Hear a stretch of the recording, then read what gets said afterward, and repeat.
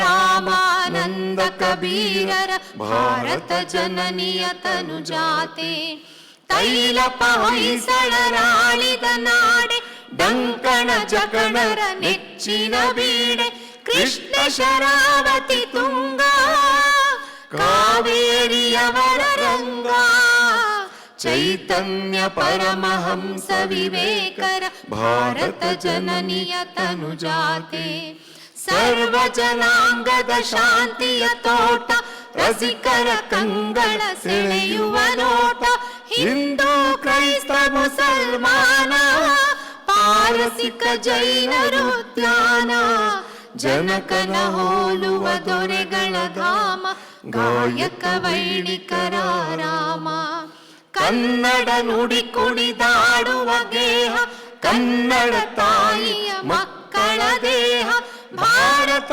ಜನನಿಯ ತನು ಜಾತೆ ಜಯ ಹೇ ಕರ್ನಾಟಕ ಮಾತೆ ಜಯ ಹೇ ಕರ್ನಾಟಕ ಮಾತೆ ಜಯ ಹೇ ಕರ್ನಾಟಕ ಮಾತೆ.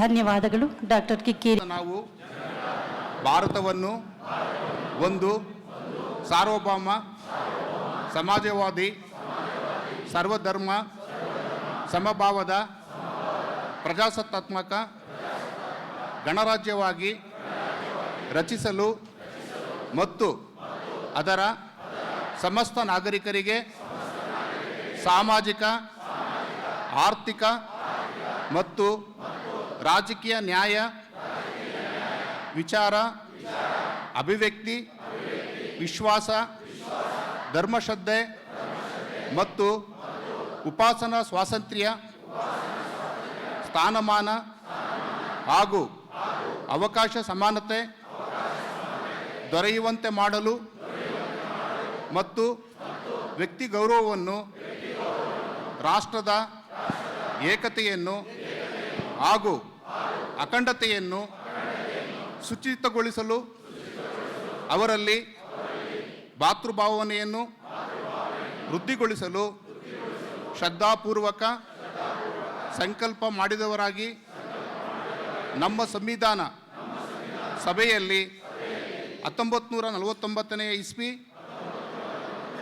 ನವೆಂಬರ್ ತಿಂಗಳ 26ನೇ ತಾರೀಕಾದ ಈ ದಿವಸ ಈ ಮೂಲಕ ಈ ಸಂವಿಧಾನವನ್ನು ಅಂಗೀಕರಿಸಿ ಅಧಿನಿಯಮಿಸಿ ಅರ್ಪಿಸಿಕೊಂಡಿದ್ದೇವೆ.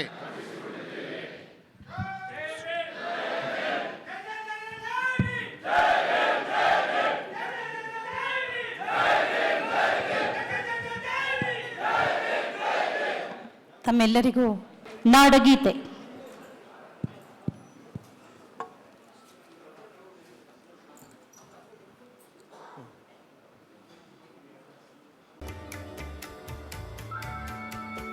ಕಾರ್ಯಕ್ರಮದಲ್ಲಿ ಡಾಕ್ಟರ್ BR ಅಂಬೇಡ್ಕರ್ ಅಭಿವೃದ್ಧಿ ನಿಗಮದ ಮಾನ್ಯ ಅಧ್ಯಕ್ಷರಾದ ಶ್ರೀ R ಸಂಪತ್ರಾಜ್ರವರು ಕೂಡ ಭಾಗವಹಿಸ್ತಾ ಇದ್ದಾರೆ. ಅವ್ರಿಗೂ ಕೂಡ ತಮ್ಮೆಲ್ಲರ ಪರವಾಗಿ ಸ್ವಾಗತವನ್ನು ಕೋರ್ತಾ ಇದ್ದೇನೆ.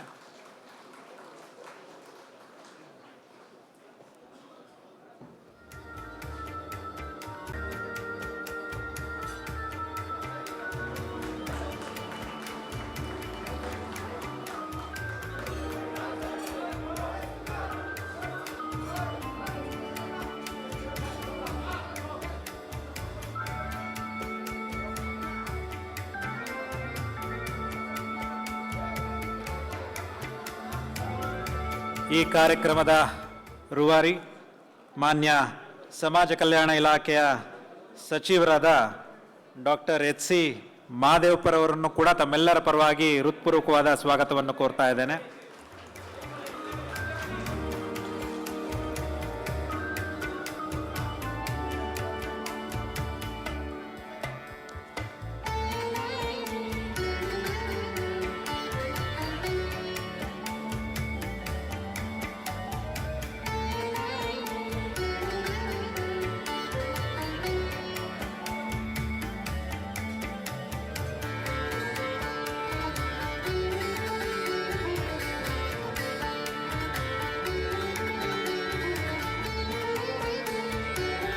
ಕಾರ್ಯಕ್ರಮದಲ್ಲಿ ಮಾನ್ಯ ಆಹಾರ ಮತ್ತು ನಾಗರಿಕ ಸರಬರಾಜು ಮತ್ತು ಗ್ರಾಹಕರ ವ್ಯವಹಾರಗಳ ಸಚಿವರಾದ ಶ್ರೀ KH ಮುನಿಯಪ್ಪರವರಿಗೂ ಕೂಡ ತಮ್ಮೆಲ್ಲರ ಪರವಾಗಿ ಸ್ವಾಗತವನ್ನು ಕೋರ್ತಾ ಇದ್ದೇನೆ.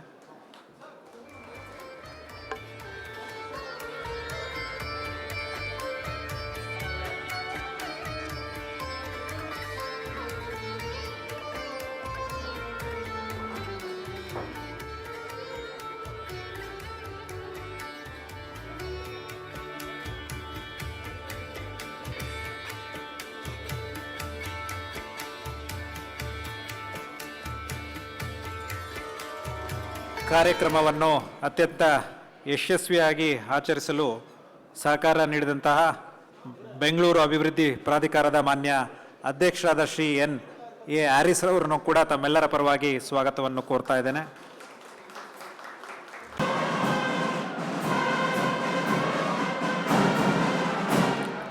ಸನ್ಮಾನ್ಯ ಮುಖ್ಯಮಂತ್ರಿಗಳಾದ ಶ್ರೀ ಸಿದ್ದರಾಮಯ್ಯನವರು ವೇದಿಕೆಗೆ ಆಗಮಿಸಿದ್ದಾರೆ. ಚಪ್ಪಾಳೆಗಳ ಮುಖೇನ ಬರಮಾಡಿಕೊಳ್ಳೋಣ ಬಂಧುಗಳೇ. ಆದರ ಪೂರ್ವಕವಾಗಿ ಅಭಿಮಾನ ಪೂರ್ವಕವಾಗಿ ಸನ್ಮಾನ್ಯ ಮುಖ್ಯಮಂತ್ರಿಗಳಾದ ಶ್ರೀ ಸಿದ್ದರಾಮಯ್ಯನವರು ಸಮಾಜ ಕಲ್ಯಾಣ ಇಲಾಖೆಯ ಹೆಮ್ಮೆಯ ಸಚಿವರಾಗಿರುವಂಥ ಮಾನ್ಯ ಶ್ರೀ ಡಾಕ್ಟರ್ HC ಮಹದೇವಪ್ಪನವರು ಆಗಮಿಸಿದ್ದಾರೆ. ಕಾರ್ಯಕ್ರಮಕ್ಕೆ ಆತ್ಮೀಯವಾದ ಶುಭ ಸ್ವಾಗತ. ಮಾನ್ಯ ಸಚಿವರಾದ KH ಮುನಿಯಪ್ಪನವರು ಹಾಗೆ ಶಾಸಕರಾದಂಥ NA ಹ್ಯಾರಿಸ್ ಅವರು ಹೀಗೆ ಎಲ್ಲ ಮಹನೀಯರು ವೇದಿಕೆಯಲ್ಲಿ ಆಸೀನರಾಗ್ತಾ ಇದ್ದಾರೆ. ಶಿಸ್ತು ಮತ್ತು ಸಂಯಮದ ಜೊತೆಯಲ್ಲಿ ಕಾರ್ಯಕ್ರಮದ ಪ್ರತಿ ಕ್ಷಣವನ್ನ ಯಶಸ್ಸಿನತ್ತ ಕೊಂಡೊಯ್ಯೋಣ ಬಂಧುಗಳೇ.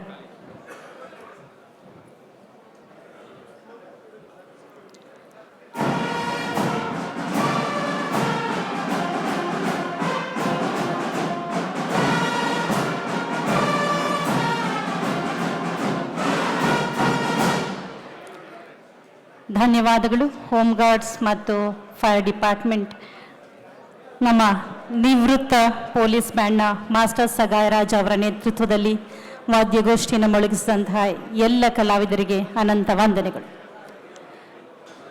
ಎಲ್ಲರಿಗೂ ನಮಸ್ಕಾರ. ಪ್ರಜಾಪ್ರಭುತ್ವ ವ್ಯವಸ್ಥೆಯಲ್ಲಿ ಮತದಾನ ಸಾರ್ವಜನಿಕರ ದನಿ. ದೇಶದ ಭದ್ರ ನನ್ನ ಮತ ನನ್ನ ಹಕ್ಕು ಕುರಿತ ಚಿತ್ರಕಲಾ ಸ್ಪರ್ಧೆ, ಛಾಯಾಚಿತ್ರ ಸ್ಪರ್ಧೆ ಹಾಗೂ ಚರ್ಚಾ ಸ್ಪರ್ಧೆಗೆ ಚಾಲನೆಯನ್ನ ಚಿತ್ರ ಬಿಡಿಸುವ ಮೂಲಕ ನೆರವೇರಿಸಿಕೊಡಬೇಕಾಗಿ ಸನ್ಮಾನ್ಯ ಮುಖ್ಯಮಂತ್ರಿಗಳಾದ ಶ್ರೀ ಸಿದ್ದರಾಮಯ್ಯನವರಲ್ಲಿ ವಿನಮ್ರ ಭಾವದ ಕೋರಿಕೆ. ವೇದಿಕೆಯ ಮುಂಭಾಗದಲ್ಲಿ ಸಿದ್ಧವಾಗಿದೆ. ಪ್ರಜಾಪ್ರಭುತ್ವದಲ್ಲಿ ನನ್ನ ಮತ ನನ್ನ ಹಕ್ಕು ಕುರಿತ ಚಿತ್ರಕಲಾ ಸ್ಪರ್ಧೆ, ಛಾಯಾಚಿತ್ರ ಸ್ಪರ್ಧೆ ಹಾಗೂ ಚರ್ಚಾ ಸ್ಪರ್ಧೆಗೆ ಚಾಲನೆ ಇದೀಗ ಚಿತ್ರ ಬಿಡಿಸುವ ಮೂಲಕ ಸನ್ಮಾನ್ಯ ಮುಖ್ಯಮಂತ್ರಿಗಳಾದ ಶ್ರೀ ಸಿದ್ದರಾಮಯ್ಯನವರ ಅಮೃತ ಹಸ್ತದಿಂದ ನೀವು ಕಾಣ್ತಾ ಇದ್ದೀರಾ. ಪ್ರಜಾಪ್ರಭುತ್ವದಲ್ಲಿ ನನ್ನ ಮತ ನನ್ನ ಹಕ್ಕು ಕುರಿತ ಚಿತ್ರಕಲಾ ಸ್ಪರ್ಧೆ, ಛಾಯಾಚಿತ್ರ ಸ್ಪರ್ಧೆ ಹಾಗೂ ಚರ್ಚಾ ಸ್ಪರ್ಧೆಗೆ ಚಾಲನೆಯನ್ನ ನೀಡಿದ್ದಾರೆ ಸನ್ಮಾನ್ಯ ಮುಖ್ಯಮಂತ್ರಿಗಳಾದ ಶ್ರೀ ಸಿದ್ದರಾಮಯ್ಯನವರು. ಬರಲಿ ಭರಪೂರ ಚಪ್ಪಾಳೆ.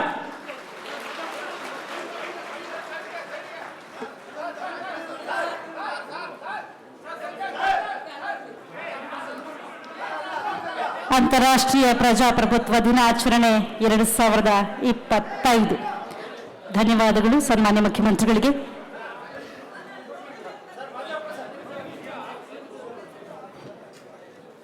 ಸನ್ಮಾನ್ಯ ಉಪಮುಖ್ಯಮಂತ್ರಿಗಳು ಕೂಡ ಚಿತ್ರ ಬಿಡಿಸುವ ಮೂಲಕ ಚಾಲನೆಗೆ ಜೊತೆಯಾಗಿದ್ದಾರೆ.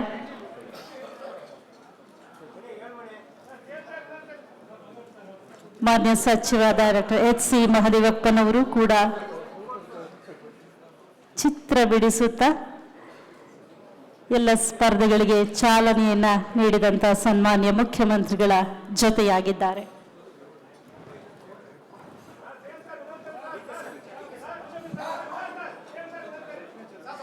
ಅಂತಾರಾಷ್ಟ್ರೀಯ ಪ್ರಜಾಪ್ರಭುತ್ವ ದಿನಾಚರಣೆ 2025 ಸನ್ಮಾನ್ಯ ಮುಖ್ಯಮಂತ್ರಿಗಳ ಹಸ್ತಾಕ್ಷರ ಇಲ್ಲಿ ನೀವು ಕಾಣ್ತಾ ಇದ್ದೀರಾ.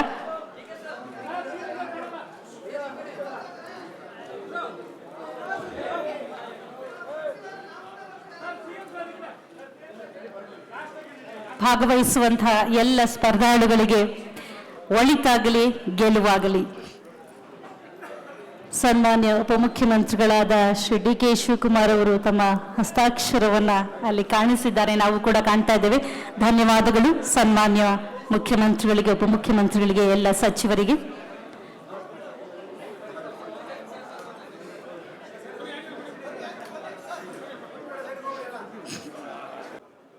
ಇಂದು ಅಂತಾರಾಷ್ಟ್ರೀಯ ಪ್ರಜಾಪ್ರಭುತ್ವ ದಿನ. ಈ ಒಂದು ಅಂತಾರಾಷ್ಟ್ರೀಯ ಪ್ರಜಾಪ್ರಭುತ್ವದ ದಿನವನ್ನು ಕರ್ನಾಟಕ ಸರ್ಕಾರ, ಕಾಂಗ್ರೆಸ್ ಸರ್ಕಾರ, ಸನ್ಮಾನ್ಯ ಮುಖ್ಯಮಂತ್ರಿಗಳಾದಂಥ ಸಿದ್ದರಾಮಯ್ಯನವರ ನೇತೃತ್ವದಲ್ಲಿ ಮತ್ತು ಉಪಮುಖ್ಯಮಂತ್ರಿಗಳಾದಂಥ ಸನ್ಮಾನ್ಯ ಡಿ.ಕೆ. ಶಿವಕುಮಾರ್ ಅವರ ನೇತೃತ್ವದಲ್ಲಿ ಕಳೆದ 3 ವರ್ಷಗಳಿಂದ ನಿರಂತರವಾಗಿ ಅಂತಾರಾಷ್ಟ್ರೀಯ ಪ್ರಜಾಪ್ರಭುತ್ವದ ದಿನವನ್ನು ಆಚರಣೆ ಮಾಡ್ತಾ ಬಂದಿದ್ದೀವಿ. ಅಂಥ ಕಾರ್ಯಕ್ರಮವನ್ನು 2025ನೇ ವರ್ಷದ ದಿನವಾದ ಇಂದು ಕೂಡ ಮಾಡ್ತಾಯಿದ್ದೀವಿ. ಈ ಕಾರ್ಯಕ್ರಮದಲ್ಲಿ ನಮ್ಮೆಲ್ಲರ ಪ್ರೇರಣೆ ಶಕ್ತಿಯಾಗಿ ಸಂವಿಧಾನ ಮತ್ತು ಪ್ರಜಾಸತ್ತಾತ್ಮಕ ಮೌಲ್ಯಗಳನ್ನು ಪ್ರತಿಪಾದನೆ ಮಾಡಿ ಅದರ ಅನುಷ್ಠಾನಕ್ಕೆ ಮತ್ತು ಜಾಗೃತಿ ಅರಿವನ್ನು ಮೂಡಿಸೋದಕ್ಕೆ ಕರ್ತವ್ಯ ಮತ್ತು ಜವಾಬ್ದಾರಿ ಹಾಗೂ ಹೊಣೆಗಾರಿಕೆಯನ್ನು ಪ್ರತಿಪಾದನೆ ಮಾಡೋದಕ್ಕೆ ಇಡೀ ರಾಜ್ಯದಲ್ಲಿ ಬಂಡೆಯಂತೆ ನಿಂತು ಈ ಕಾರ್ಯಕ್ರಮಗಳನ್ನು ಉತ್ತೇಜಿಸ್ತಾ ಇರ್ತಕ್ಕಂಥ ನಾಡಿನ ನೆಚ್ಚಿನ ಮುಖ್ಯಮಂತ್ರಿಗಳಾದಂಥ ನಮ್ಮೆಲ್ಲರ ನೆಚ್ಚಿನ ನಾಯಕರಾದಂಥ ಸನ್ಮಾನ್ಯ ಮುಖ್ಯಮಂತ್ರಿಗಳು ಈ ಕಾರ್ಯಕ್ರಮವನ್ನು ವಿದ್ಯುಕ್ತವಾಗಿ ನನ್ನ ಭಾಷಣದ ನಂತರ ಉದ್ಘಾಟನೆ ಮಾಡಲಿದ್ದಾರೆ.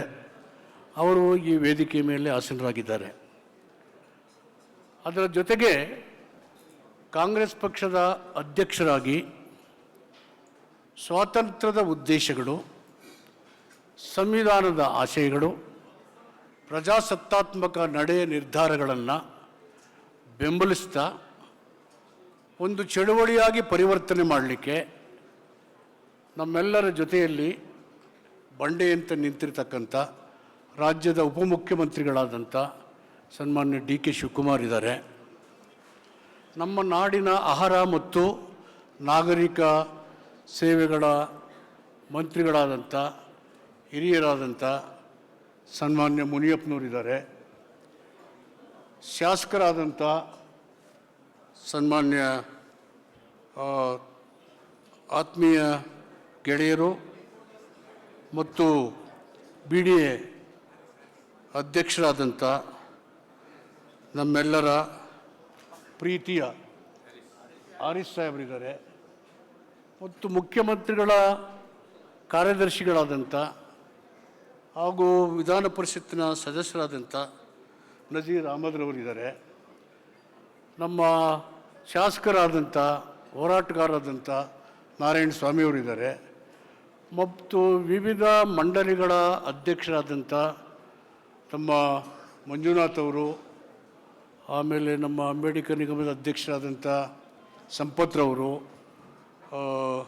ಅಲೆಮಾರಿ ನಿಗಮದ ಅಧ್ಯಕ್ಷರಾದಂಥ ಪಲ್ಲವಿಯರಿದ್ದಾರೆ. ನಮ್ಮ ಹಿಂದೆ ಸರ್ಕಾರದ ಅಧಿಕಾರಿಗಳು ಮತ್ತು ಇತರ ಗಣ್ಯರಿದ್ದಾರೆ.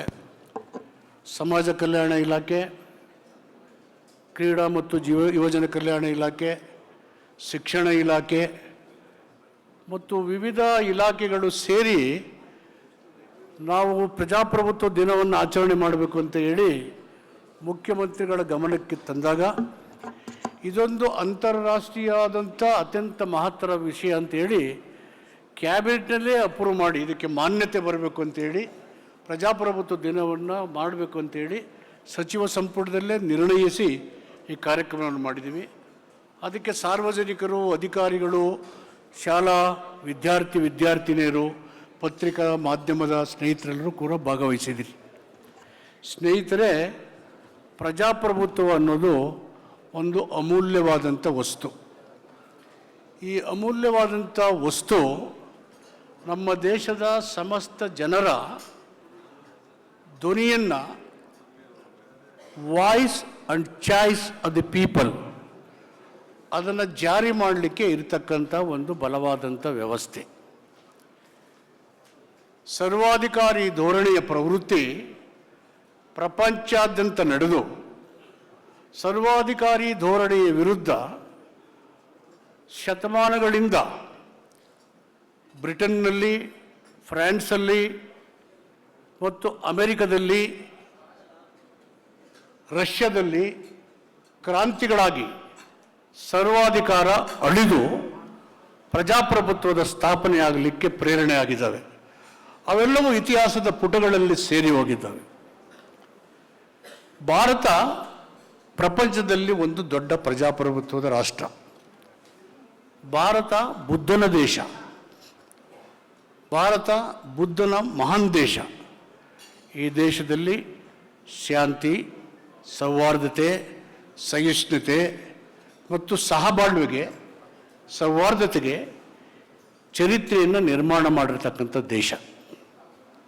ಇಂಥ ದೇಶದಲ್ಲಿ ಇವತ್ತು ಅಸಹನೆ, ಧರ್ಮಾಂಧತೆ, ಜಾತಿಯ ಪ್ರಚೋದನೆ, ಸೂಕ್ಷ್ಮ ವಿಕಾಸಗಳು, ವ್ಯಕ್ತಿ ಪೂಜೆ ಮುಖಾಂತರ ಸರ್ವಾಧಿ ನಾಯಕತ್ವದ ಉದಯ, ಸರ್ವಾಧಿ ನಾಯಕತ್ವದ ಮೂಲಕ ಪ್ರಜಾಪ್ರಭುತ್ವದ ಅಳಿವು, ಇವೆಲ್ಲವೂ ಕೂಡ ನಮ್ಮ ಪ್ರಜಾಸತ್ತಾತ್ಮಕ ನಡವಳಿಕೆಗೆ ಸವಾಲನ್ನು ಒಡ್ಡಿರ್ತಕ್ಕಂಥ ಸಂಗತಿಗಳು. ಇದನ್ನು ಮೆಟ್ಟಿ ನಿಲ್ಲಬೇಕಾದ್ರೆ ಜನರು ಎದ್ದೇಳಬೇಕು. ಯಥಾ ರಾಜ ತಥಾ ಪ್ರಜೆ ಅನ್ನುವ ಕಾಲವನ್ನು ದೂರ ಮಾಡಿ ಆದಿ ತಪ್ಪುವ ರಾಜಕೀಯ ವ್ಯವಸ್ಥೆ ಮತ್ತು ನಾಯಕತ್ವನಿಗೆ ಚಾಟಿ ಬೀಸುವುದರ ಮುಖಾಂತರ ಜನತೆ ಕೊಟ್ಟಿರುವ ಒಂದು ಓಟು ಒಂದು ಮೌಲ್ಯ, ಮೈ ವೋಟ್ ಮೈ ರೈಟ್, ಈ ಘೋಷಣೆ ಮೂಲಕ ಇವತ್ತು ಕರ್ನಾಟಕ ಸರ್ಕಾರ ಪ್ರಜಾಪ್ರಭುತ್ವದ ದಿನವನ್ನು ಆಚರಣೆ ಮಾಡ್ತಾ ಇದ್ದೇವೆ. ಬಂಧುಗಳೇ, 2007ನೇ ಇಸ್ವಿನಲ್ಲಿ ವಿಶ್ವಸಂಸ್ಥೆಯ ಅನೇಕ ರಾಷ್ಟ್ರಗಳು ಸೇರಿ ಸರ್ವಾಧಿಕಾರಿ ಪ್ರವೃತ್ತಿ, ಧರ್ಮಾಂಧತೆ ಮತ್ತು ಸಾಮಾನ್ಯ ಜನರ ಏಳಿಗೆ ಮತ್ತು ಹಿತಕ್ಕೆ ಪೂರಕವಲ್ಲದ ಆಡಳಿತ ಮನುಕುಲದ ಹಿತವನ್ನು ನಾಶ ಮಾಡುತ್ತೆ ಅಂತೇಳಿ ವಿಶ್ವಸಂಸ್ಥೆ 2007ರಲ್ಲಿ 15ನೇ ತಾರೀಕು ಸೆಪ್ಟೆಂಬರ್ನ ಪ್ರಜಾಪ್ರಭುತ್ವ ದಿನ ಅಂತ ಘೋಷಣೆ ಮಾಡಿತು. 2008ನೇ ಇಸ್ವಿನಲ್ಲಿ ಅಂತಾರಾಷ್ಟ್ರೀಯ ಪ್ರಜಾಪ್ರಭುತ್ವದ ದಿನಾಚರಣೆ ಜಾರಿಗೆ ಬಂತು. ಅಂದಿನಿಂದ ಇಂದಿನವರೆಗೆ ಜಾಗೃತಿಯನ್ನು ಪ್ರಪಂಚಾದ್ಯಂತ ಮಾಡ್ತಾ ಬಂದಿದ್ರೂ ಅದು ಅತ್ಯಂತ ಪರಿಣಾಮಕಾರಿಯಾಗಿ ಆಗದೇ ಇರತಕ್ಕಂಥ ನಾವು ಕಾಣ್ಬೋದು.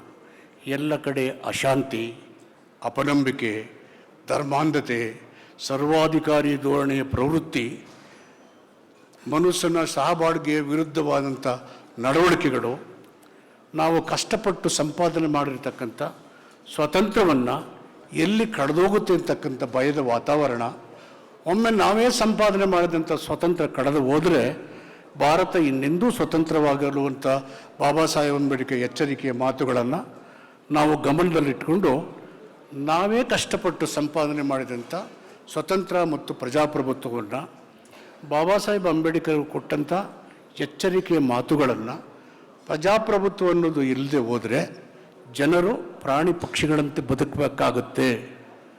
ನಾವು ಕಷ್ಟಪಟ್ಟು ಸಂಪಾದನೆ ಸ್ವಾತಂತ್ರ್ಯವನ್ನು ನಮ್ಮ ತಪ್ಪುಗಳಿಂದ ಕಳೆದೋದ್ರೆ ಇನ್ನೊಮ್ಮೆ ಎಂದೂ ನಾವು ಸ್ವತಂತ್ರವಾಗಲಾರದು ಅಂತಕ್ಕಂಥ ಬಾಬಾ ಸಾಹೇಬರ ಎಚ್ಚರಿಕೆ ಮಾತುಗಳನ್ನು ಗಮನದಲ್ಲಿಟ್ಟು ಪ್ರಜೆಗಳು, ಯುವಕರು, ಯುವತಿಯರು, ಶಿಕ್ಷಿತರು, ಎಲ್ಲ ಯುವ ಸಮುದಾಯ, ಮಹಿಳೆಯರು ಒಟ್ಟಾಗಿ ನಿಂತು ಪ್ರಜಾಪ್ರಭುತ್ವವನ್ನು ಕಾಪಾಡುವಂಥ, ರಕ್ಷಿಸುವಂಥ ಬಲವರ್ಧನೆ ಕೆಲಸವನ್ನು ಮಾಡಲೇಬೇಕು.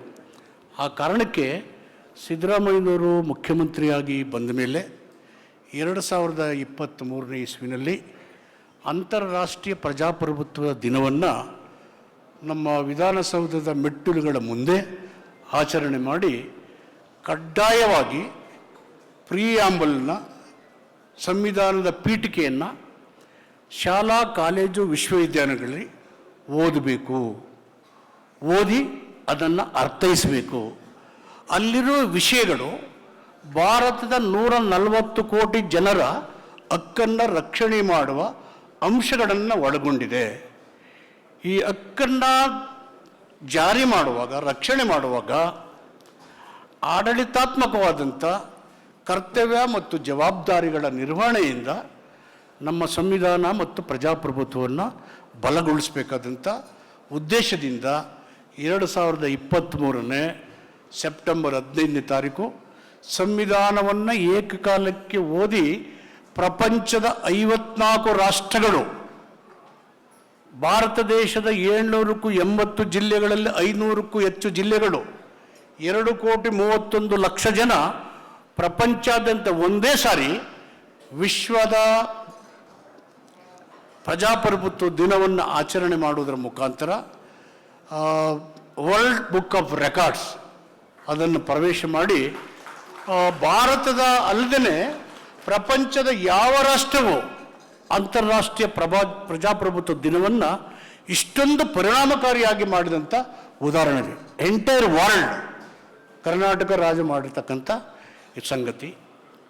2004ನೇ ಇಸ್ವಿನಲ್ಲಿ ಪ್ರಜಾಪ್ರಭುತ್ವ ದಿನವನ್ನು ಮಾನವ ಸರಪಳಿಯನ್ನು ಬೀದರಿಂದ ಚಾಮರಾಜನಗರ ಜಿಲ್ಲೆಗೆ ಬೆಸೆದು 2,500 ಕಿಲೋಮೀಟರ್ ಉದ್ದ 25 ಲಕ್ಷಕ್ಕೂ ಹೆಚ್ಚು ಜನರ ಮಾನವ ಸರಪಳಿಯ ನಿರ್ಮಾಣ ಮತ್ತು 10 ಲಕ್ಷಕ್ಕೂ ಹೆಚ್ಚು ಸಸಿಗಳನ್ನು ನೆಡುವುದರ ಮುಖಾಂತರ ಪರಿಸರ ಪ್ರಜ್ಞೆಯನ್ನು, ಪ್ರಜಾಪ್ರಭುತ್ವದ ಜಾಗೃತಿಯನ್ನು, ಜನರ ಸಹಭಾಗಿತ್ವವನ್ನು ಮೂಡಿಸುವುದರ ಮುಖಾಂತರ ಮತ್ತೊಮ್ಮೆ ವರ್ಲ್ಡ್ ಬುಕ್ ಆಫ್ ರೆಕಾರ್ಡ್ಸನ್ನು ಪ್ರವೇಶ ಮಾಡಿ ಇತಿಹಾಸವನ್ನು ಕರ್ನಾಟಕ ಸರ್ಕಾರ, ಕಾಂಗ್ರೆಸ್ ಸರ್ಕಾರ, ಸಿದ್ದರಾಮಯ್ಯ ನೇತೃತ್ವದಲ್ಲಿ, DK ಶಿವಕುಮಾರ್ ಅವರ ನೇತೃತ್ವದಲ್ಲಿ ಮಾಡೋದನ್ನು ತಮ್ಮೆಲ್ಲರ ಗಮನಕ್ಕೆ ತರ್ತೇನೆ. ಬಂಧುಗಳೇ, ರಾಜಕೀಯ ಪ್ರಜಾಪ್ರಭುತ್ವ ಒಂದೇ ಪ್ರಜಾಪ್ರಭುತ್ವವನ್ನು ಬಲಪಡಿಸಲಿಕ್ಕೆ ಸಾಧ್ಯ ಇಲ್ಲ. ಸಮಾಜದ ಪ್ರಜಾಪ್ರಭುತ್ವ, ಆರ್ಥಿಕ ಪ್ರಜಾಪ್ರಭುತ್ವ ಸ್ಥಾಪನೆ ಆಗದ ಹೊರತು ರಾಜಕೀಯ ಪ್ರಜಾಪ್ರಭುತ್ವ ಯಶಸ್ವಿಯನ್ನು ಬಹಳ ದಿನ ಕಾಣಲಾರದು. ಆ ಕಾರಣಕ್ಕೇ ಮುಖ್ಯಮಂತ್ರಿಗಳು ಪದೇ ಪದೇ ಹೇಳ್ತಾರೆ, ಸ್ವಾತಂತ್ರ್ಯ ಬಂದ್ರಿಂದನೇ ಎಲ್ಲ ಸಾಧಿಸ್ಬಿಟ್ಟಿವಿ ಅಂತ ಹೇಳೋಕ್ಕಾಗಲ್ಲ. ಸಮಾನತೆ ಇಲ್ಲದ ಸ್ವಾತಂತ್ರ್ಯವೇ ಇಲ್ಲ ಅಂತಕ್ಕಂಥ ಬಾಬಾ ಸಾಹೇಬ್ ಅಂಬೇಡ್ಕರ್ ಮಾತನ್ನು ಟೈಮ್ ಅಂಡ್ ಅಗೈನ್ ಮುಖ್ಯಮಂತ್ರಿಗಳು ತನ್ನ ಎಲ್ಲ ಕಾರ್ಯಕ್ರಮಗಳನ್ನು ಹೇಳಿದಾಗ ನೋಡಿದಾಗ ಸಾಮಾಜಿಕ ಮತ್ತು ಆರ್ಥಿಕ ಸ್ವಾತಂತ್ರ್ಯದ ಮೂಲಕ ನಮ್ಮ ಸಂವಿಧಾನದ ಮೂಲ ಆಶಯಗಳನ್ನು ಜಾರಿ ಮಾಡುವುದರ ಮುಖಾಂತರ ರಾಜಕೀಯ ಪ್ರಜಾಪ್ರಭುತ್ವವನ್ನು ಬಲಪಡಿಸಬೇಕಂತ ಧ್ಯೇಯೋದ್ದೇಶದ ಮೂಲಕ ಗ್ಯಾರಂಟಿಗಳು ನಮ್ಮ ಸಂವಿಧಾನದ ಎಲ್ಲರಿಗೂ ಸಮಾನ ಅವಕಾಶವನ್ನು ನೀಡುವ ತಾತ್ಪರ್ಯದ ಹಿನ್ನೆಲೆಯಲ್ಲಿ ಕೊಟ್ಟಿರ್ತಕ್ಕಂಥ ಒಂದು ನಿರ್ಧಾರಗಳು. ಈ ನಿರ್ಧಾರಗಳ ಮೂಲಕ ಸ್ವಾವಲಂಬನೆ ಜೀವನಕ್ಕೆ ಅದು ಪ್ರೇರಣಾ ಶಕ್ತಿಯಾಗಿ ಕೊಂಡುಕೊಳ್ಳುವ ಶಕ್ತಿಯನ್ನು ಮತ್ತು ಸ್ವಾವಲಂಬಿಯ ಬದುಕನ್ನು ಪ್ರೇರೇಪಿಸುವಂಥ ಒಂದು ದೊಡ್ಡ ಧ್ಯೇಯೋದ್ದೇಶವಾಗಿದೆ. ಸಮಾಜದಲ್ಲಿ ಸಮಾನತೆಯನ್ನು, ಆಲೋಚನೆಯಲ್ಲಿ ಕ್ರಿಯೆಯ ಸ್ವಾತಂತ್ರ್ಯವನ್ನು ಮತ್ತು ಎಲ್ಲ ಸಮುದಾಯಗಳ ನಡುವೆ ಸಾಮರಸ್ಯವನ್ನು ಮೂಡುವುದರ ಮುಖಾಂತರ ನಮ್ಮ ಪ್ರಜಾಪ್ರಭುತ್ವದ ಮೂಲ ಧ್ಯೇಯೋದ್ದೇಶಗಳನ್ನು ಜಾರಿ ಮಾಡುವುದರ ಮುಖಾಂತರ ಯಾವ ಜನರು ಶೋಷಣೆಗೆ ಒಳಗಾಗಿದ್ದಾರೆ, ಅವಕಾಶಗಳಿಗೆ ವಂಚಿತರಾಗಿದ್ದಾರೆ ಮತ್ತು ಅನ್ಯಾಯಕ್ಕೆ ಒಳಗಾಗಿದ್ದಾರೆ, ಅವರೆಲ್ಲರನ್ನ ಮೇಲೆತ್ತಲಿಕ್ಕೆ ಪ್ರಜಾಪ್ರಭುತ್ವಾತ್ಮಕ ಆಡಳಿತ ಅತ್ಯಂತ ಬಲಿಷ್ಠವಾದದ್ದು. ಇದು ಬುದ್ಧನ ಕಾಲದಲ್ಲಿತ್ತು, ಬಸವಣ್ಣನ ಕಾಲದಿತ್ತು, ಗಾಂಧಿ, ಅಂಬೇಡ್ಕರ್, ನೆಹರು ಕಾಲದಲ್ಲೂ ಇದೆ.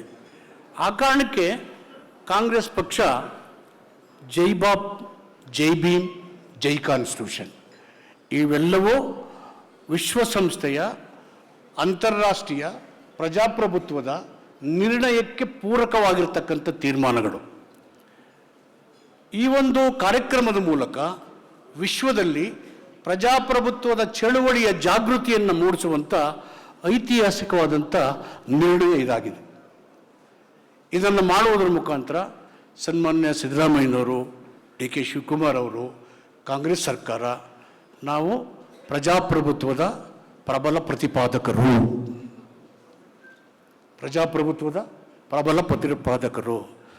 ಸಂವಿಧಾನದ ಆಶಯಗಳನ್ನು ಜಾರಿ ಮಾಡುವ ನಿರ್ಧಾರಗಳನ್ನು ನಾವು ಪ್ರಮಾಣ ವಚನ ಸ್ವೀಕಾರ ಮಾಡುವಾಗ ಶಾಸಕರಾಗಿ MP ಗಳಾಗಿ ಮಂತ್ರಿಗಳಾಗಿ ಮಾಡತಕ್ಕಂಥ ವಿಧಾನಗಳು ಒಂದಾದರೆ ಹೊರಗಡೆ ಮಾತಾಡ್ತಕ್ಕಂಥದ್ದೇ ದ್ವೇಷ, ಅಸೂಯೆ, ಭಾವೋದ್ವೇಗ, ಧರ್ಮಾಂಧತೆ, ಮೂಢನಂಬಿಕೆಗಳು, ಜಾತೀಯವಾದ ಇವೆಲ್ಲವೂ ಪ್ರಜಾಪ್ರಭುತ್ವದ ಅಸ್ತಿತ್ವಕ್ಕೆ ದೊಡ್ಡ ಕೊಡಲಿ ಪೆಟ್ಟನ್ನು ಕೊಡುವಂಥದ್ದು.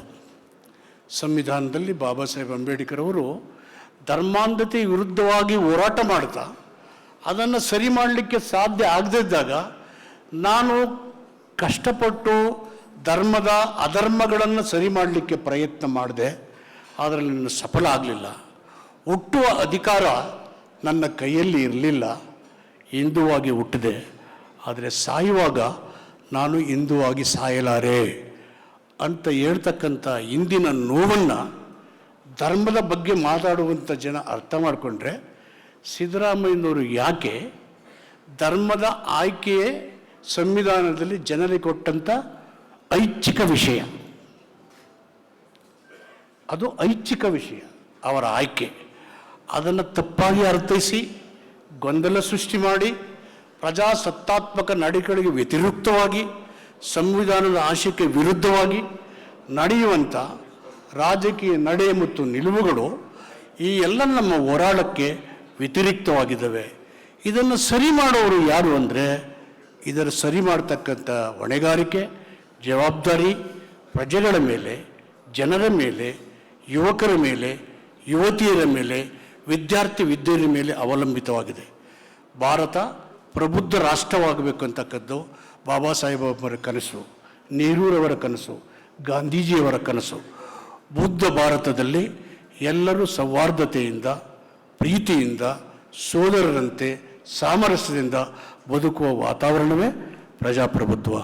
ಪ್ರಜಾಪ್ರಭುತ್ವ ಅನ್ನೋದು ಬಲಾಢ್ಯರಿಂದ ಬಲಹೀನರನ್ನು ರಕ್ಷಣೆ ಮಾಡುವ ಒಂದು ದೊಡ್ಡ ಆಡಳಿತದ ವ್ಯವಸ್ಥೆ. ಇದನ್ನು ಬಲಪಡಿಸಬೇಕು, ಅಭಿವೃದ್ಧಿಪಡಿಸಬೇಕು, ಇದರ ರಕ್ಷಣೆ ಮಾಡಬೇಕು.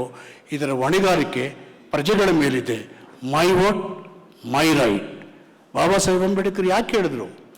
ಇಲ್ಲಿಯ ತನಕ ರಾಜ ಅರಮನೆಯಲ್ಲಿ ಹುಟ್ಟುತ್ತಿದ್ದ, ಇನ್ನು ಮುಂದೆ ಮತಪಟ್ಟಿಗೆಯಲ್ಲಿ ಹುಟ್ಟುತ್ತಾನೆ ಅಂತ ಹೇಳಿದ್ರೆ, ನೀವು ಆಯ್ಕೆ ಮಾಡುವ ಅಧಿಕಾರವನ್ನು ನಿಮಗೆ ಕೊಟ್ಟಿದ್ದಾರೆ. ನೀವು ಆಯ್ಕೆ ಮಾಡುವಾಗ ಯೋಗ್ಯರ ಕೈಯಲ್ಲಿ, ಸಮರ್ಥರ ಕೈಯಲ್ಲಿ, ವಿವೇಚನೆಯುಳ್ಳವರಿಗೆ ಅಧಿಕಾರವನ್ನು ಕೊಟ್ಟರೆ ಅವರು ಪ್ರಜಾಪ್ರಭುತ್ವವನ್ನು, ಸಂವಿಧಾನ ರಕ್ಷಣೆ ಮಾಡಿ ಪ್ರಜೆಗಳ ಕ್ಷೇಮವನ್ನು ಮಾಡ್ತಾರೆ. ನಾಲ್ವಡಿ ರಾಜ ಕೃಷ್ಣ ಒಡೆಯರು ಸಾರ್ವಜನಿಕ ಜೀವನಕ್ಕೆ ಬಂದಾಗ ಲೋಕ ಕಲ್ಯಾಣದ ಹಿತವನ್ನು ಗಮನದಲ್ಲಿಟ್ಟೆ 37 ವರ್ಷಗಳ ಆಡಳಿತವನ್ನು ನಡೆಸಿದ್ದಾರೆ. ಅದೇ ಮಾದರಿಯಲ್ಲಿ ದೇಶದಲ್ಲಿ ಮತ್ತು ಕರ್ನಾಟಕದಲ್ಲಿ ಕಾಂಗ್ರೆಸ್ ಸರ್ಕಾರ ಪ್ರಜಾಸತ್ತಾತ್ಮಕ ಚಳುವಳಿಯ ಮುಖಾಂತರ ಸ್ವಾತಂತ್ರ್ಯವನ್ನು ಪಡೆದು ಸಂವಿಧಾನದ ಮೂಲಕ ಪ್ರಜಾಸತ್ತಾತ್ವವನ್ನು ಬಲಪಡಿಸಲಿಕ್ಕೆ ಬಾಬಾ ಸಾಹೇಬ್ ಅಂಬೇಡ್ಕರ್ ಕೊಟ್ಟಂಥ ನಿರ್ದೇಶನವನ್ನು ಪಾಲಿಸಿ ಸಮೃದ್ಧ ಭಾರತವನ್ನು ಕಟ್ಟುವ ನಮ್ಮ ಕನಸನ್ನು ಭಗ್ನಗೊಳಿಸಲಿಕ್ಕೆ ಮತೀಯ ಶಕ್ತಿಗಳು, ಕೋಮಾಂಧರು ಭಾವನಾತ್ಮಕ ವಿಷಯಗಳನ್ನು ಮುಂದೆ ತಂದು ಈ ಎಲ್ಲ ಮೌಲ್ಯಗಳನ್ನು ನಾಶ ಮಾಡಲಿಕ್ಕೆ ಅವಕಾಶವನ್ನು ಕೊಡದೆ ಸರ್ವಾಧಿಕಾರದ ಧೋರಣೆಯುದ್ದ ಪ್ರತಿಭಟಿಸಿ ಪ್ರಜಾಪ್ರಭುತ್ವವನ್ನು, ಸಂವಿಧಾನವನ್ನು ರಕ್ಷಣೆ ಮಾಡೋಣ ಅಂತೇಳಿ ನಿಮ್ಮೆಲ್ಲರಿಗೆ ನಿಮ್ಮ ಜವಾಬ್ದಾರಿ ಮತ್ತು ಹೊಣೆಗಾರಿಕೆ. ಸಂವಿಧಾನವನ್ನು ರಕ್ಷಣೆ ಮಾಡಿದ್ರೆ ಅದು ನಮ್ಮನ್ನು ರಕ್ಷಣೆ ಮಾಡುತ್ತೆ. ಪ್ರಜಾಪ್ರಭುತ್ವ ನಮಗಾಗಿ ಇರ್ತಕ್ಕಂಥ ಆಡಳಿತದ ವ್ಯವಸ್ಥೆ. ಇದನ್ನು ಬಲಪಡಿಸಲಿಕ್ಕೆ ನಾಗರಿಕ ಸಮಾಜ ಎದ್ದು ನಿಲ್ಲಬೇಕು ಅಂತ ಹೇಳಿ ನಿಮಗೆಲ್ಲ ಆರ್ಥಿಕವಾದಂಥ ಸ್ವಾಗತವನ್ನು ಬಯಸಿ ನನ್ನ ಪ್ರಾಸ್ತಾವಿಕ ಭಾಷಣವನ್ನು ಮುಗಿಸ್ತೇನೆ. ಜೈ ಹಿಂದ್, ಜೈ ಭೀಮ್, ಜೈ ಭಾರತ್, ಜೈ ಬಾಪು, ಜೈ ಭೀಮ್, ಜೈ ಕಾನ್ಸ್ಟಿಟ್ಯೂಷನ್.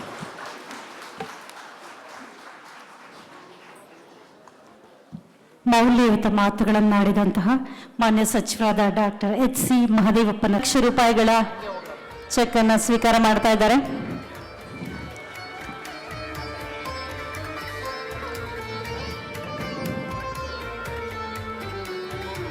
ಸ್ನೇಹ ಮಂಜುನಾಥ್ ಧಮ್ಮನವರ್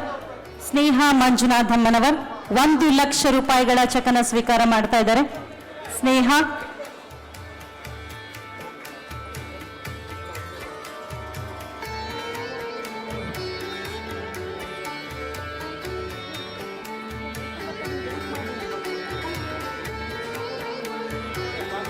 ವಿನುತಾ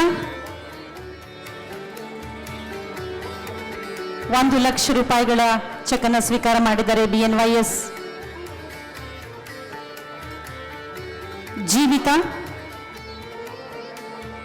ಸನ್ಮಾನ್ಯ ಮುಖ್ಯಮಂತ್ರಿಗಳು DBT ಮುಖಾಂತರ ಮುಖ್ಯಮಂತ್ರಿಗಳ ಆದೇಶದ ಮೇರೆಗೆ ವಸತಿ ಶಾಲೆಗಳಲ್ಲಿ ಓದುವ SC ST ಮಕ್ಕಳು ಕಳೆದ ಬಜೆಟಲ್ಲಿ ಸೂಚನೆ ಕೊಟ್ಟಿದ್ದರು.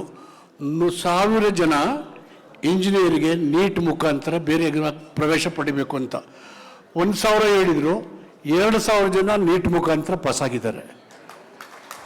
ಹಾಗೇನೆ 100 ಜನ ಮೆಡಿಕಲ್ ಕಾಲೇಜಿಗೆ ಹೋಗಬೇಕು ಅಂತ ಹೇಳಿದರು. 200ಕ್ಕೂ ಹೆಚ್ಚು ಜನ ಮೆಡಿಕಲ್ ಕಾಲೇಜಿಗೆ ನೀಟ್ ಮುಖಾಂತರ ಆಗಿದ್ದಾರೆ. ಎಂಜಿನಿಯರ್ ಕಾಲೇಜ್ ಓದೋರಿಗೆ ಮೆರಿಟ್ ಮೇಲೆ ಅವ್ರಿಗೆ 75,000, 60,000 ಮತ್ತು 40,000, 50,000 ಆ ರೀತಿಯಲ್ಲಿ ಅವ್ರಿಗೆ ನೇರವಾಗಿ DBT ಮುಖಾಂತರ ಕೊಡ್ತಾ ಇದ್ದೇವೆ. ಮೆಡಿಕಲ್ ಓದಿರೋ ಮಕ್ಕಳಿಗೆ 80,000, 1,75,000 ಮತ್ತು 50,000ನ DBT ಮುಖಾಂತರ ಕೊಡ್ತಾ ಇದ್ದೀವಿ. ಮುಖ್ಯಮಂತ್ರಿಗಳು 1,000 ಇಂಜಿನಿಯರ್ ಆಗಬೇಕಂತ ಕಡ್ಡಾಯವಾಗಿ ಹೇಳಿದರು. 2,000 ಇಂಜಿನಿಯರ್ನ ನಮ್ಮ ವಸತಿ ಶಿಕ್ಷಣ ಶಾಲೆಯ ಟೀಚರ್ಗಳು ಅವರೆಲ್ಲ ಔಟ್ಸೋರ್ಸಲ್ಲಿ ಇದ್ದಾರೆ. ಪಾಪ ಕಷ್ಟಪಟ್ಟು ಅವರಿಗೆ 2,000 ಜನನ ತಯಾರು ಮಾಡಿದ್ದಾರೆ. 100 ಜನ ಮೆಡಿಕಲ್ಗೆ ಹೋಗ್ಬೇಕಾದ್ರೆ 200ಕ್ಕೂ ಹೆಚ್ಚು ಜನ ಮಾಡಿದ್ದಾರೆ. ನಿಮಗೆಲ್ಲ ಟೀಚರ್ಗಳಿಗೆ, ನಮ್ಮ ಇಲಾಖೆಯ ಸಿಬ್ಬಂದಿಗಳಿಗೆ ನಾನು ಅಭಿನಂದನೆ ಸಲ್ಲಿಸ್ತೇನೆ.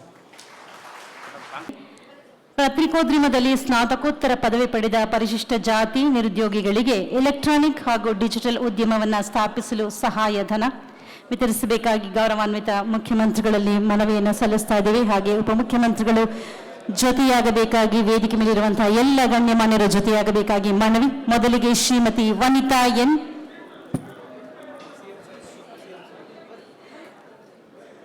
ಸನ್ಮಾನ್ಯ ಮುಖ್ಯಮಂತ್ರಿಗಳಿಂದ ವಿತರಣೆ. ಪತ್ರಿಕೋದ್ಯಮ ವಿಭಾಗದಲ್ಲಿ ಪದವಿ ಪಡೆದಿರುವಂತಹ ಪರಿಶಿಷ್ಟ ಜಾತಿ ಹಾಗೂ ಪರಿಶಿಷ್ಟ ಪಂಗಡದ ನಿರುದ್ಯೋಗಿ ಯುವಕ ಯುವತಿಯರು ಎಲೆಕ್ಟ್ರಾನಿಕ್ ಹಾಗೂ ಡಿಜಿಟಲ್ ಮಾಧ್ಯಮ ಕ್ಷೇತ್ರದಲ್ಲಿ ಉದ್ಯಮವನ್ನು ಸ್ಥಾಪಿಸಲು ರಾಜ್ಯದಲ್ಲಿ ಪ್ರಥಮ ಬಾರಿಗೆ ಅರ್ಹ 23 ಫಲಾನುಭವಿಗಳಿಗೆ ಘಟಕ ವೆಚ್ಚದ ಗರಿಷ್ಠ 5 ಲಕ್ಷ ರೂಪಾಯಿಗಳ ಸಹಾಯಧನವನ್ನು ನೀಡಲಾಗ್ತಾ ಇದೆ. ಬರಲಿ ಚಪ್ಪಾಳೆ. 5 ಲಕ್ಷ ರೂಪಾಯಿಗಳ ಸಹಾಯಧನವನ್ನು 23 ಫಲಾನುಭವಿಗಳಿಗೆ ನೀಡಲಾಗುತ್ತೆ. ಸಾಂಕೇತಿಕವಾಗಿ ಶ್ರೀಮತಿ ವನಿತಾ ಎನ್, ದುರ್ಗಾ, ಶ್ರೀ ಮಹೇಶ್ KM ಸನ್ಮಾನ್ಯ ಮುಖ್ಯಮಂತ್ರಿಗಳಿಂದ ಸ್ವೀಕರಿಸಿದ್ದಾರೆ.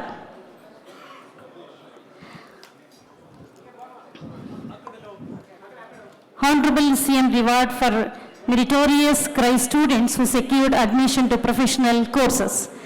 ಕಳೆದ ಬಾರಿ ಸನ್ಮಾನ್ಯ ಮುಖ್ಯಮಂತ್ರಿಗಳು ಒಂದು ಗುರಿಯನ್ನ ಕೊಟ್ಟಿದ್ರು. ಮುಖ್ಯಮಂತ್ರಿಗಳಂತ ಸಿದ್ದರಾಮಯ್ಯನವರೇ, ಪ್ರದೇಶ ಕಾಂಗ್ರೆಸ್ ಸಮಿತಿ ಅಧ್ಯಕ್ಷರು, ಉಪಮುಖ್ಯಮಂತ್ರಿಗಳಂತ ಶಿವಕುಮಾರ್ ಜಿ ಅವರೇ, ಈ ಕಾರ್ಯಕ್ರಮದ ರೂವಾರಿಗಳಾದಂಥ ಸಮಾಜ ಕಲ್ಯಾಣ ಸಚಿವರಾದಂಥ ಮಹದೇವಪ್ಪನವರೇ, ಶಾಸಕರಾದಂಥ ಹ್ಯಾರಿಸ್ ಅವರೇ, ನಸೀರ್ ಅಹಮದ್ ಅವರೇ, ನಾರಾಯಣ ಸ್ವಾಮಿ ಅವರೇ ಮತ್ತು ಮಂಜುನಾಥ್ ಅವರೇ, ಸಂಪತ್ ಅವರೇ, ಪಲ್ಲವಿ ಅವರೇ ಮತ್ತು ವೇದಿಕೆಯ ಮೇಲಿರುವ ಎಲ್ಲ ಮುಖಂಡರೇ, ಮಾಧ್ಯಮ ಮಿತ್ರರೇ, ಈ ಕಾರ್ಯಕ್ರಮದಲ್ಲಿ ಭಾಗವಹಿಸಿರುವ ಜಿಲ್ಲಾವಾರು ಎಲ್ಲರೂ ಕೂಡ ಮೋಟರ್ ಸೈಕಲ್ ಮುಖಾಂತರ ಇಡೀ ರಾಜ್ಯದ ಉದ್ದಗಲಕ್ಕೂ ಕೂಡ ಬಂದು ಭಾಗವಹಿಸಿರುವ ಎಲ್ಲ ಬಂಧುಗಳೇ, ಇದು ಬಹಳ ಮುಖ್ಯವಾದಂಥ ಒಂದು ಕಾರ್ಯಕ್ರಮವನ್ನು ಭಾರತ ರಾಷ್ಟ್ರದಲ್ಲಿ ಮೊಟ್ಟ ಮೊದಲು ಕರ್ನಾಟಕ ರಾಜ್ಯ ಈ ಕಾರ್ಯಕ್ರಮವನ್ನು ಪ್ರಾರಂಭ ಮಾಡಿ ಸುಮಾರು 3ನೇ ವರ್ಷ ಈ ಕಾರ್ಯಕ್ರಮವನ್ನು ಮಾಡ್ತಾ ಇದೆ. ಇದಕ್ಕೆ ಮೊದಲು ನಾವು ಈ ರಾಷ್ಟ್ರಕ್ಕೆ ಸ್ವಾತಂತ್ರ್ಯವನ್ನು ತಂದಂಥ ನಮ್ಮ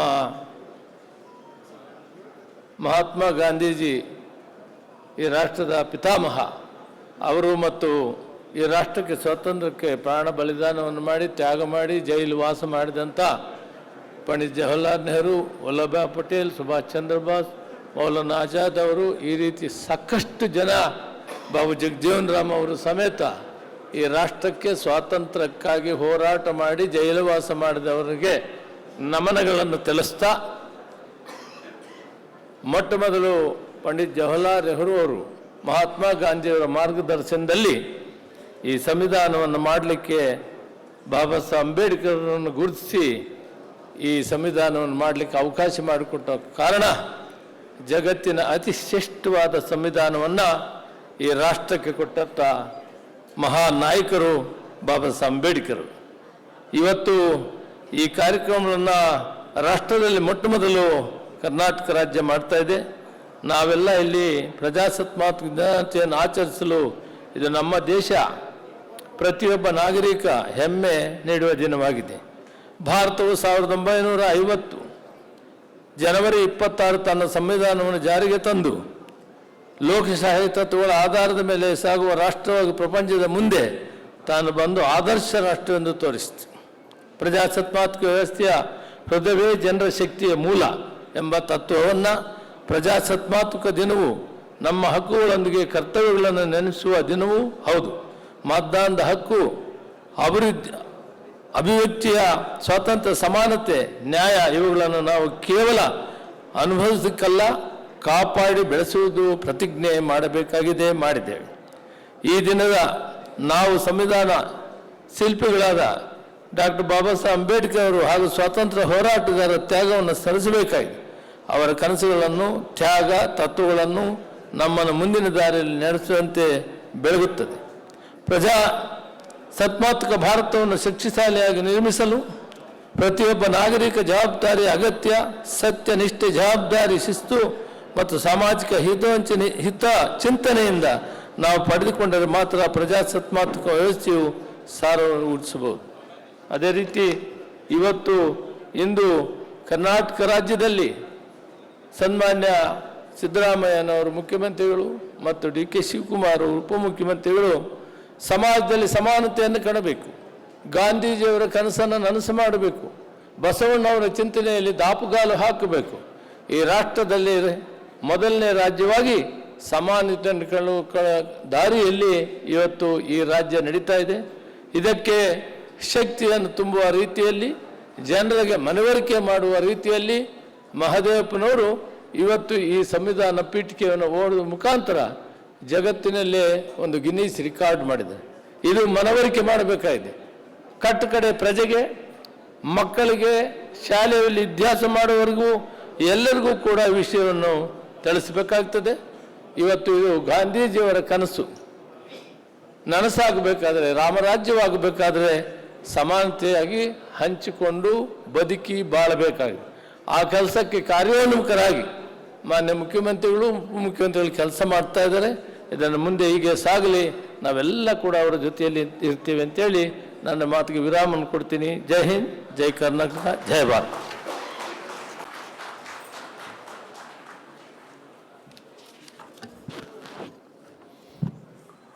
ರಾಜ್ಯದ ಗೌರವಾನ್ವಿತ ಮುಖ್ಯಮಂತ್ರಿಗಳಂತ ಸಿದ್ದರಾಮಯ್ಯ ಸಾಹೇಬ್ರೆ,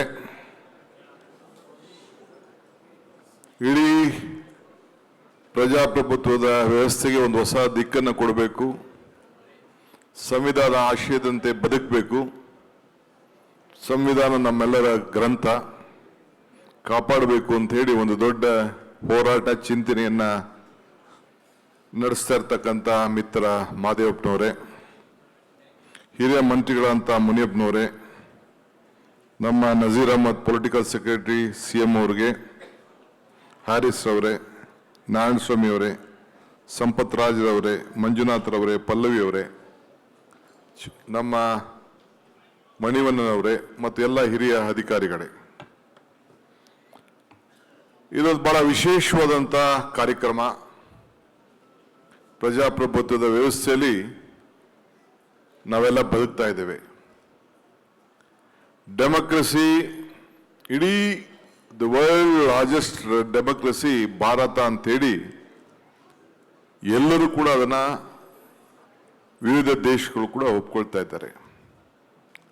ಬಸವಣ್ಣನ ನಾಡಿನಲ್ಲಿ ನಾವಿದ್ದೇವೆ.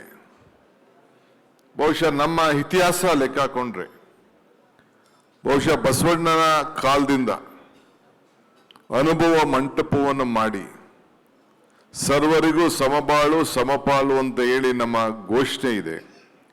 ಆವತ್ತೇ ಎಲ್ಲ ಧರ್ಮ, ಜಾತಿ, ಪಂಗಡ ಎಲ್ಲರಿಗೂ ಕೂಡ ಸಮಾನತೆ ಕೊಟ್ಟು ಈ ವ್ಯವಸ್ಥೆಯನ್ನು ನಮ್ಮ ರಾಜ್ಯದಿಂದ ಹುಟ್ಟು ಅನ್ನೋದಕ್ಕೆ ಇತಿಹಾಸ ಹೇಳ್ತದೆ. ಇವತ್ತು ನಾವೆಲ್ಲ ಈ ಮತದಾನದ ಮೌಲ್ಯದ ಬಗ್ಗೆ ಚರ್ಚೆ ಮಾಡ್ತಾ ಇದ್ದೇವೆ. Ballot is stronger then the bullet ಅನ್ನೋ ಮಾತನ್ನು ಕೂಡ ನಾವು ಕೇಳಿದ್ದೇವೆ. ನಮ್ಮ ಮಾದೇವಪ್ಪನವರು ಬಹಳ ಚೆನ್ನಾಗಿ ಪ್ರಾಸ್ತಾವಿಕವಾಗಿ ಮಾತಾಡಿದ್ರು. ಅವರು ಯೂನಿವರ್ಸಿಟಿಗಳಿಗೆ ಹೋಗಿ ಪ್ರವಚನ ಮಾಡ್ಬೇಕು ನೀವು. You will be more efficient in that. ಏಕೆಂದ್ರೆ ಹೊಸ ಪೀಳಿಗೆಗೆ ಈ ವಿಚಾರ ತಿಳಿಸ್ಬೇಕು. ನಮ್ಮ ಮಕ್ಕಳೆಲ್ಲ ಇಲ್ಲಿದ್ದಾರೆ, ವಿದ್ಯಾರ್ಥಿಗಳೆಲ್ಲ ಇದ್ದಾರೆ. ನಿಮಗೆ 18 ವರ್ಷ ಆದಮೇಲೆ ಈ ಮತದಾನದ ಹಕ್ಕನ್ನ ಏನು ಬೆಲೆ ಅನ್ನೋ ಬಹುಶಃ ನಿಮ್ಗೆ ಅರ್ಥ ಆಗ್ತದೆ. ಈ ಪಾಲಿಟಿಕ್ಸ್ ಅಲ್ಲಿ 49 is 0, 51 is 100. 49 0 ಆಗೋಯ್ತದೆ, 51 100 ಆಗೋಯ್ತದೆ. ನಾವೆಲ್ಲ ನಾನಾಗ್ಲಿ ಸಿದ್ದರಾಮಯ್ಯನವರಾಗ್ಲಿ ಈ ಸ್ಟೇಜಲ್ಲಿ ಇರೋರೆಲ್ಲ ಇಲ್ಲಿ ಹುಟ್ಟಿರೋದೇ ನಾವು ಬ್ಯಾಲೆಟಿಂದ. ಬ್ಯಾಲೆಟ್ ನಮಗೆ ಶಕ್ತಿ ಕೊಟ್ಟಿದೆ. ಬ್ಯಾಲೆಟ್ ಜನ ವೋಟ್ ಹಾಕ್ದಕ್ಕೆ ಇವತ್ತು ನಾವಿಲ್ಲಿ ಮಂತ್ರಿಗಳಾಗಿ, ಡೆಪ್ಟಿ CM ಆಗಿ, ಇಲ್ಲಾಂದ್ರೆ ಜವಾಬ್ದಾರಿ ಸ್ಥಾನದಲ್ಲಿ ಶಾಸಕರಿಗಾಗಿ ನಾವೆಲ್ಲ ಇಲ್ಲಿ ಕೂತಿದ್ದೇವೆ. ನಾನು 7ನೇ ಕ್ಲಾಸಲ್ಲೇ ಎಲೆಕ್ಷನ್ ನಿಂತ್ಕೊಂಡಿದ್ದೆ. ಆಗ ನಮ್ಮ ಸ್ಕೂಲಲ್ಲಿ ಈಗೆಲ್ಲ ಈ ಕಾಲೇಜ್ಗಳಲ್ಲಿ, ಸ್ಕೂಲ್ಗಳಲ್ಲಿ ಎಲೆಕ್ಷನ್ ನಿಲ್ಲಿಸ್ಬಿಟ್ಟಿದ್ದಾರೆ. ನಮ್ಮ ಸರ್ಕಾರ ಈ ನಾಯಕತ್ವವನ್ನು ಬೆಳೆಸಬೇಕು. ಯಾಕೆಂದ್ರೆ ಪಂಚಾಯತ್ ಟು ಪಾರ್ಲಿಮೆಂಟ್ ನಾಯಕರುಗಳನ್ನು ನಾವು ಬೆಳೆಸಲೇಬೇಕಾಗ್ತದೆ. ಇದು ನಮ್ಮ ಪ್ರೈಮರಿ ಡ್ಯೂಟಿ. ಕೋಆಪರೇಟಿವ್ ಸೆಕ್ಟರ್ ಇರ್ಬೋದು, ಬೇರೆ ಕಡೆ ಇರ್ಬೋದು. ಈ ಲೀಡರ್ಶಿಪ್ ಕ್ವಾಲಿಟಿ ನಾವು ಬೆಳೆಸಲಿಲ್ಲ ಅಂತಂದ್ರೆ, ಸ್ಪರ್ಧಾ ಪ್ರಪಂಚದಲ್ಲಿ ನಾವು ಅವ್ರನ್ನ ಜನಕ್ಕೆ ನಾವು ಮುಂದಕ್ಕಾಗಲಿಲ್ಲ ಅಂತಂದ್ರೆ ಯಶಸ್ಸನ್ನು ಕಾಣಲಿಕ್ಕೆ ಸಾಧ್ಯ ಇಲ್ಲ. ಸೊ ಹಂಗೆ ನಾನು 7ನೇ ಕ್ಲಾಸ್ ಇರಬೇಕಾದ್ರೆ ನಮ್ಮ ಸ್ಕೂಲಲ್ಲೆಲ್ಲ ಆಗ 2ನೇ ಕ್ಲಾಸಿಂದ 7ನೇ ಕ್ಲಾಸ್ವರೆಗೂ ಕೂಡ ವೋಟಿಂಗ್ ರೈಟ್ ಕೊಟ್ಟಿದ್ರು. ನಮ್ಗೆ ಆಗೆಲ್ಲ ನಿಲ್ಲಿಸ್ಬಿಟ್ಟು ಕೊನೆಗೆ ಇದನ್ನು ಹೆಂಗೆ ಬ್ಯಾಲೆಟ್ ಇದೆ ಅಂತೇಳಿ ಅದನ್ನು ತಿಳಿಸಿ ನನಗೆ ಆಗ ಸ್ಟಾರ್ ನನ್ನ ಸಿಂಬಲ್ ಅವತ್ತಿನ ಕಾಲದಲ್ಲಿ ಸ್ಕೂಲಲ್ಲಿ ಎಲೆಕ್ಷನ್ ನಿಂತ್ಕೊಂಡಾಗ ಅಲ್ಲಿಂದ ಇಲ್ಲಿವರೆಗೂ ಮುಟ್ಟಿದ್ದೀನಿ. ನಾನು ಇಲ್ಲಿವರೆಗೂ ಬೆಳೆದಿದ್ದೀನಿ. ಸೊ ಅದಕ್ಕೆ ನಮ್ಮ ಸರ್ಕಾರ ಕೂಡ ಮುಂದಿನ ದಿನದಲ್ಲಿ ಈ ಯಂಗ್ ಲೀಡರ್ಸ್ಗೆ, ಸ್ಟೂಡೆಂಟ್ಸ್ಗೆ ಈ ಒಂದು ಪ್ರಜಾಪ್ರಭುತ್ವದ ಮೌಲ್ಯ, ಮತದಾನದ ಶಕ್ತಿ ಏನದರಿಂದ ಅರಿವು ಮೂಡಿಸ್ಬೇಕು ಅನ್ನೋ ದೃಷ್ಟಿಯಿಂದ ಇಂಥ ಒಂದು ದೊಡ್ಡ ಕಾರ್ಯಕ್ರಮವನ್ನು, ಈ ವಿಶ್ವ ಡೆಮಾಕ್ರಟಿಕ್ಸ್ ಡೇ ಅನ್ನು ನಾವು ಆಚರಣೆ ಮಾಡಬೇಕು ಅಂತೇಳಿ ತೀರ್ಮಾನ ಮಾಡಿ ಇವತ್ತು ನಿಮ್ಮನ್ನೆಲ್ಲ ಇವತ್ತು ಸೇರಿಸಿದ್ದೇವೆ. ಒಂದು ನೀವೆಲ್ಲ ಗಮನದಲ್ಲಿ ಇಟ್ಕೊಳ್ಬೇಕು. ಈಗ ನಮ್ಮ ಮುಖ್ಯಮಂತ್ರಿಗಳು, ನಮ್ಮ ಮಾದೇವಪ್ಪನವರೆಲ್ಲ ಮೈಸೂರು ಭಾಗದವರು. ನಮ್ಮ ಚಾಮರಾಜನಗರ MP ಇದ್ರು ಧ್ರುವನಾರಾಯಣ, ಈಗಿಲ್ಲ ಅವ್ರ ಮಗ ಈಗ MLA. ಒಂದೇ ಓಟಿಂದ ಆತ ಗೆದ್ದಿದ್ದು. ಒಂದೇ ಓಟಲ್ಲಿ ಗೆದ್ದು ಆತ MLA ಆದ. ಅದಾದ್ಮೇಲೆ ಪಾರ್ಲಿಮೆಂಟ್ ಮೆಂಬರ್ ಆದ. ಆ ಒಂದು ಓಟು ಅವ್ರ ಮನೆ ಡ್ರೈವರ್ ಅಂತೆ ಬಂದು ಓಟ್ ಹಾಕ್ಲಿಲ್ಲ ಅವತ್ತು. ಮೈಸೂರಿಂದ ಬಂದು ಅಪೋಸಿಷನ್ ಪಾರ್ಟಿ ನಮ್ಮ ಕೃಷ್ಣಮೂರ್ತಿಗೆ ಇದಾರಲ್ಲ, ನಮ್ಮ ರಾಚೇನವ್ರ ಮಗ, ಅವರು ಕೊಳ್ಳೇಗಾಲದ MLA. ಅವರು ಮನೆ ಬಂದು ಅಯ್ಯೋ ಟೈಮ್ ಆಗೋಯ್ತು ಅಂತ ಹೋಗಿ ಓಟ್ ಹಾಕ್ಲಿಲ್ಲ. ಅವ್ರು ಬಂದು ಆ ಕುಟುಂಬದವ್ರು 3 ಓಟ್ ಹಾಕ್ಬಿಟ್ಟಿದ್ರೆ ಕೊನೆಗೆ ಇವನ್ ಮಾಡ್ತಿದ್ದ. ಸೊ ಕೊನೆಗೆ ಅದಾದ್ಮೇಲೆ ಪಾರ್ಲಿಮೆಂಟು ಗೆದ್ದ, ಅಸೆಂಬ್ಲಿನೂ ಗೆದ್ದ, ಆಯ್ತು. CP ಜೋಶಿ ನಮ್ಮ ರಾಜಸ್ಥಾನ್ 2 ಓಟು 1 ಓಟೆಲ್ಲ ಸೋತೋಗ್ಬಿಟ್ರು ಅವರು. ಇಲ್ಲ become A chief minister. So ಹಂಗೆ ಒಂದೊಂದು ಓಟು ಕೂಡ ಬಹಳ ಮುಖ್ಯವಾದಂಥ ವಿಚಾರ ಅನ್ನೋದನ್ನ ಈ ಸಂದರ್ಭದಲ್ಲಿ ಹೇಳಲಿಕ್ಕೆ ನಾನು ಬಯಸ್ತಾ ಇದ್ದೇನೆ. ನಾಯಕರುಗಳನ್ನ ತಯಾರಬೇಕು. ಇವತ್ತು ಇಂಜಿನಿಯರ್ಸ್ ಡೇ. ಬೆಳಗ್ಗೆ ತಾನೇ ನಾನು ಸರ್ ಎಂ ವಿಶ್ವೇಶ್ವರಯ್ಯನವ್ರಿಗೆ ನಮನವನ್ನು ಸಲ್ಲಿಸಿ ಅವರ ಪುತ್ಥಳಿಗೆ ಹೋಗಿ, ಈಗ ಸಾಯಂಕಾಲ ಕೂಡ ಇದೆ ಇಂಜಿನಿಯರ್ಸ್, ಅದು ಕೂಡ ಇವತ್ತು ಬಹಳ ಪವಿತ್ರವಾದಂಥ ದಿನ. ಸೊ ವಿಶ್ವದಲ್ಲೇ ಇವತ್ತು ನಾವು ಇದನ್ನೆಲ್ಲ ಆಚರಣೆಯನ್ನು ನಾವು ಮಾಡ್ತಾ ಇದ್ದೇವೆ. ಇದು ಯಾವುದೋ ಒಂದು ಇತಿಹಾಸ ಹಿಂಗೆ ನನ್ನ PA ಬರ್ಕೊಟ್ಟಿದ್ದ ನಾನು ನೋಡ್ತಾ ಇದ್ದೆ. ಕೃಷ್ಣ ಕೇಳ್ತಾನೆ, 100 ಜನ ವೈರಿಗಳಿದಾರಲ್ಲ ಏನು ಮಾಡೋದು, ಇಷ್ಟೋ ಜನ ಕಲ್ಲೆಸಿತಾ ಇದಾರಲ್ಲ ಏನು ಮಾಡೋದು ಅಂತ 1000 ಜನ ನನಗೆ ಮಾಡ್ತಾರೆ ಅಂತೇಳಿ ಅರ್ಜುನ್ಗೂ ಕೃಷ್ಣನಿಗೂ ಸಂಭಾಷಣೆ ನಡೀತದೆ. ಆ ಕೊನೆಗೆ ಕೃಷ್ಣ ಹೇಳ್ತಾನೆ, ನಿನಗೆ ಕೊನೆಗೆ ನೋಡಪ್ಪ 100 ಜನ ಹೊಡಿಬೋದು, ಬಿಲ್ ಹೊಡಿಬೋದು, ಬಾಣ ಬಿಸಾಕ್ಬೋದು, ಇನ್ನೊಂದು ಮಾಡ್ಬೋದು, ಕೊನೆಗೆ ರಕ್ಷಣೆ ಮಾಡಕ್ಕೆ ಯಾರು ಒಬ್ರು ಇರ್ತಾರೆ ಅಂತ ಅವತ್ತಿನ ಕಾಲದಲ್ಲಿ ಹೇಳ್ತಾನೆ. ಹಂಗೆ ಇವತ್ತು ಈ ಪ್ರಜಾಪ್ರಭುತ್ವದ ಹೆಸರು ಡೆಮೋಕ್ರಸಿಯಲ್ಲಿ the ballot will save you from all this issue ಅಂತ. ನಿಮ್ಮ ಕೊನೆಗೆ ವಿಚಾರಗಳನ್ನ ಏನೇ ಇದ್ರೂ ಕೂಡ ಅಲ್ಟಿಮೇಟ್ಲಿ ನೀವು ತೆಗೆದುಕೊಳ್ಳುವಂತ ತೀರ್ಪಿದೆಯಲ್ಲ, ಈ ತೀರ್ಪಿನಲ್ಲಿ ನಿಮ್ಮ ಬ್ಯಾಲೆಟ್ ನಿಮ್ಮ ರಕ್ಷಣೆ ಮಾಡ್ತದೆ. ಆ ಬ್ಯಾಲೆಟ್ ನಾಯಕರನ್ನ ತಯಾರು ಮಾಡ್ತದೆ. ಹಂಗೆ ನಮ್ಮ ಮಾದೇವಪ್ಪನವ್ರು ಹೇಳಿದ್ರೆ ಮಹಾರಾಜಗಳೆಲ್ಲ ಮನೇಲಿ ಕೂತಿದ್ದಾರೆ, ಇವತ್ತು ಬ್ಯಾಲೆಟ್ ಇಂದ ಯಾರು ಆಯ್ಕೆಯಾಗಿದ್ದಾರೆ, ನಿಮ್ಮ ಬ್ಯಾಲೆಟ್ಗೆ ಯಾರು ಗೌರವ ಸಿಕ್ತು ಅದನ್ನ ಇವತ್ತು ಅವರು ರಾಜರಾಗಿ ಇವತ್ತು ಸೇವೆಯನ್ನು ಮಾಡ್ಕೊಂಡು ಬರ್ತಾರೆ. ನಾನು 21ನೇ ವಯಸ್ಸಿಗೆ ಓಟಿತ್ತು, ಅದನ್ನು 18 ವಯಸ್ಸಿಗೆ ಇಳಿಸಿದ್ರು. ನಾನು ಪಾರ್ಲಿಮೆಂಟ್ಗೆ ಹೋಗಿದ್ದೆ, ಚಂದ್ರಶೇಖರ್ ಮೂರ್ತಿ ನಮ್ಮ MP ಅವ್ರ ಕೈಲಿ ಒಂದು ಇದನ್ನ ಪಾಸ್ ತೆಗೆದುಕೊಂಡು ಪಾರ್ಲಿಮೆಂಟ್ಗೆ ಹೋಗಿ ಕೂತಿದ್ದೆ, ಏನು ಚರ್ಚೆ ನಡೀತಿದೆ ಅಂತ.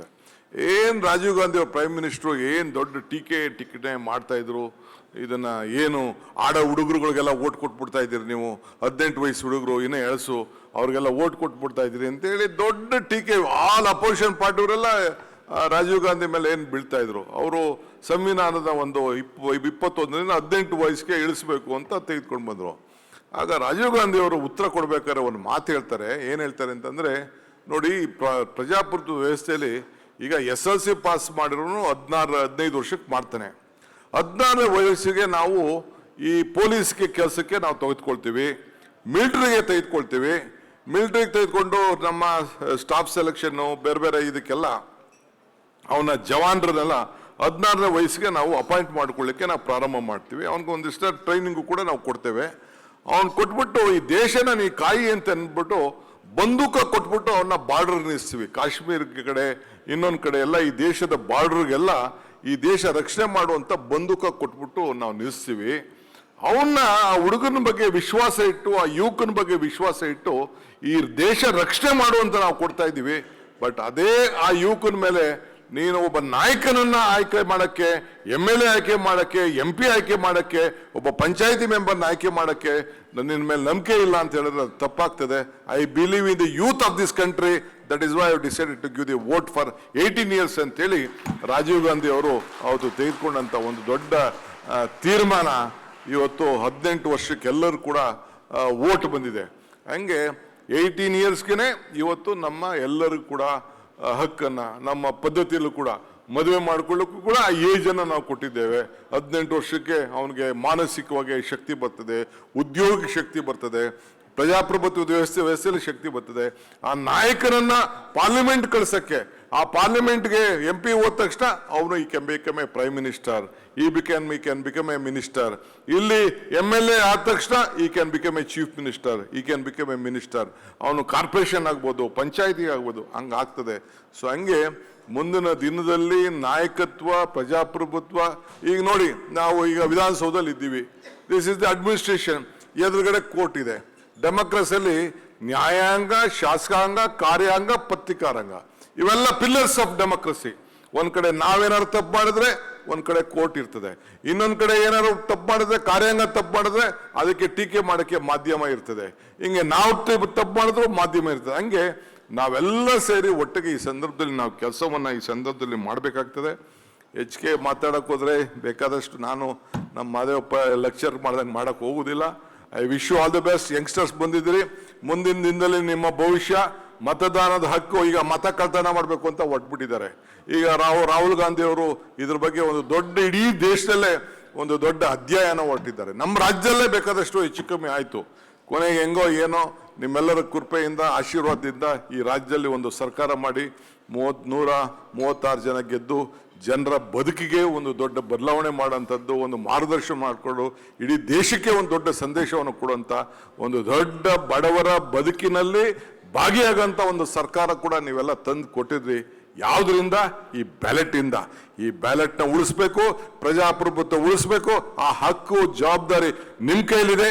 ಸೊ ನೀವೆಲ್ಲ ಕೂಡ ಇಂಥ ಒಂದು ಬಲಿಷ್ಠವಾದಂಥ ಸಮಾಜದ ಕಳಕಳಿ ಇರುವಂಥ ಒಂದು ಸರ್ಕಾರ ತರಲಿಕ್ಕೆ ತಾವೆಲ್ಲ ಪಾತ್ರರಾಗಿದ್ದೀರಿ. ಮುಂದಿನ ದಿನದಲ್ಲೂ ಕೂಡ ನಿಮ್ಮಲ್ಲಿ ಅಪಾರವಾದಂಥ ವಿಶ್ವಾಸವನ್ನು ಬೆಳೆಸ್ತೇವೆ. ನೀವೆಲ್ಲ ನಾಯಕರಾಗಬೇಕು. ನಿಮ್ಮಿಂದ ಈ ದೇಶಕ್ಕೆ ಒಂದು ದೊಡ್ಡ ಸಮೃದ್ಧಿಯಾದಂಥ ಒಂದು ರಾಷ್ಟ್ರ ನಿರ್ಮಾಣ ಮಾಡಲಿಕ್ಕೆ ಆಸಕ್ತಿ ಆಗಬೇಕು. ಅದರಿಂದ ಮುಂದಕ್ಕೆ ಒಂದು ಉತ್ತಮವಾದಂಥ ಆಲೋಚನೆ ಇರಲಿ ಅಂತೇಳಿ ತಮ್ಮಲ್ಲಿ ಪ್ರಾರ್ಥಿಸಿ ತಮ್ಮೆಲ್ಲ ಶುಭವನ್ನು ಹಾರೈಸಿ ನಾನು ಮಾತು ಮುಗಿಸ್ತೇನೆ. ನಮಸ್ಕಾರ. ಅಂತಾರಾಷ್ಟ್ರೀಯ ಪ್ರಜಾಪ್ರಭುತ್ವ ದಿನ ಆಚರಣೆ ಮಾಡತಕ್ಕಂಥ ಕಾರ್ಯಕ್ರಮದಲ್ಲಿ ಭಾಗವಹಿಸಿರ್ತಕ್ಕಂಥ ರಾಜ್ಯದ ಉಪಮುಖ್ಯಮಂತ್ರಿಗಳಾದಂಥ DK ಶಿವಕುಮಾರ್ ಅವರ, ಸಮಾಜ ಕಲ್ಯಾಣ ಇಲಾಖೆಯ ಸಚಿವರಾದಂಥ ಡಾಕ್ಟರ್ SC ಮಾದೇವಪ್ಪ ಅವರ, ಆಹಾರ ಮತ್ತು ನಾಗರಿಕ ಸರಬರಾಜು ಸಚಿವರಾದಂಥ ಶ್ರೀ KH ಮುನಿಯಪ್ಪ ಅವರ,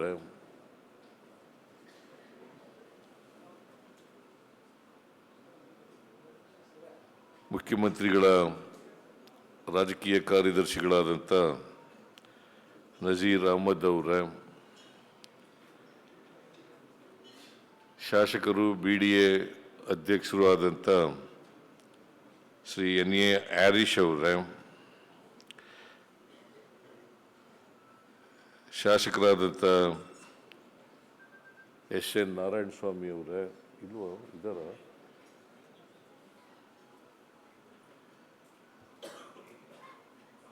ಆದಿಜಾಂಬವ ಅಭಿವೃದ್ಧಿ ನಿಗಮದ ಅಧ್ಯಕ್ಷರಾದಂಥ ಮಂಜುನಾಥ್ ಅವರ,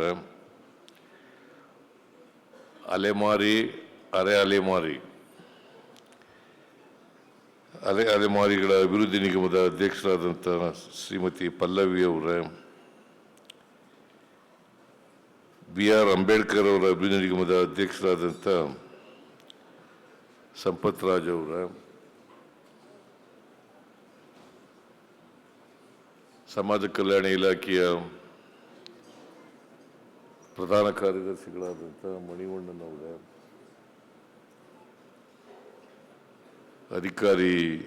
ಇತರ ಎಲ್ಲ ಅಧಿಕಾರಿ ಸ್ನೇಹಿತರೆ,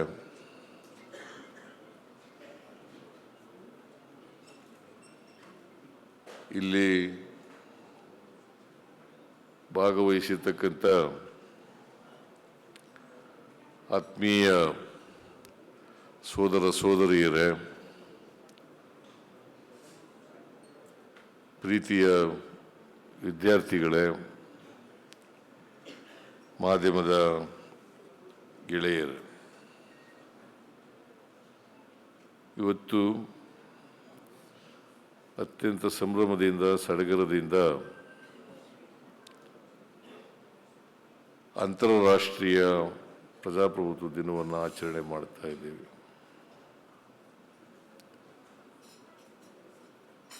ಈ ಕಾರ್ಯಕ್ರಮವನ್ನು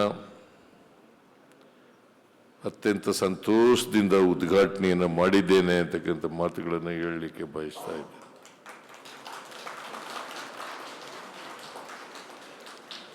ಈ ನಾಡಿನ ಜನತೆಗೆ ಮತ್ತು ನಿಮಗೆ ಅಂತಾರಾಷ್ಟ್ರೀಯ ಪ್ರಜಾಪ್ರಭುತ್ವ ದಿನದ ಶುಭಾಶಯಗಳನ್ನು ಕೋರಲಿಕ್ಕೆ ಬಯಸ್ತಾ ಇದ್ದೇನೆ.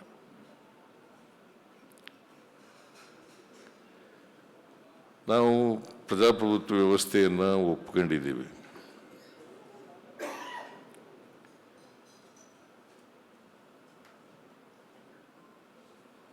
ಈ ವ್ಯವಸ್ಥೆ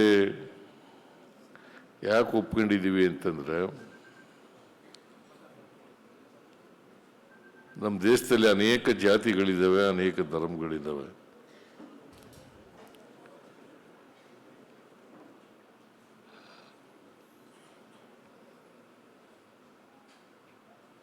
ವಿವಿಧತೆಯಲ್ಲಿ ಏಕತೆಯನ್ನು ಕಾಪಾಡಬೇಕು.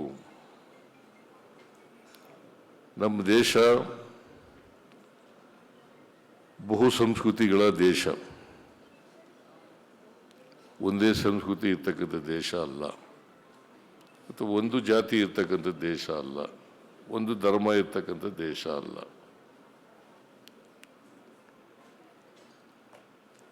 ಜಾತಿ ವ್ಯವಸ್ಥೆಯ ಕಾರಣಕ್ಕೋಸ್ಕರ ಸಮಾಜದಲ್ಲಿ ಅಸಮಾನತೆ ನಿರ್ಮಾಣ ಆಗಿದೆ. ಅದಕ್ಕೆ ಬಾಬಾ ಸಾಹೇಬ್ ಅಂಬೇಡ್ಕರ್ ಅವರು ಸಂವಿಧಾನ ಅಂಗೀಕಾರ ಆಗೋದಕ್ಕಿಂತ ಒಂದಿನ ಮುಂಚಿತವಾಗಿ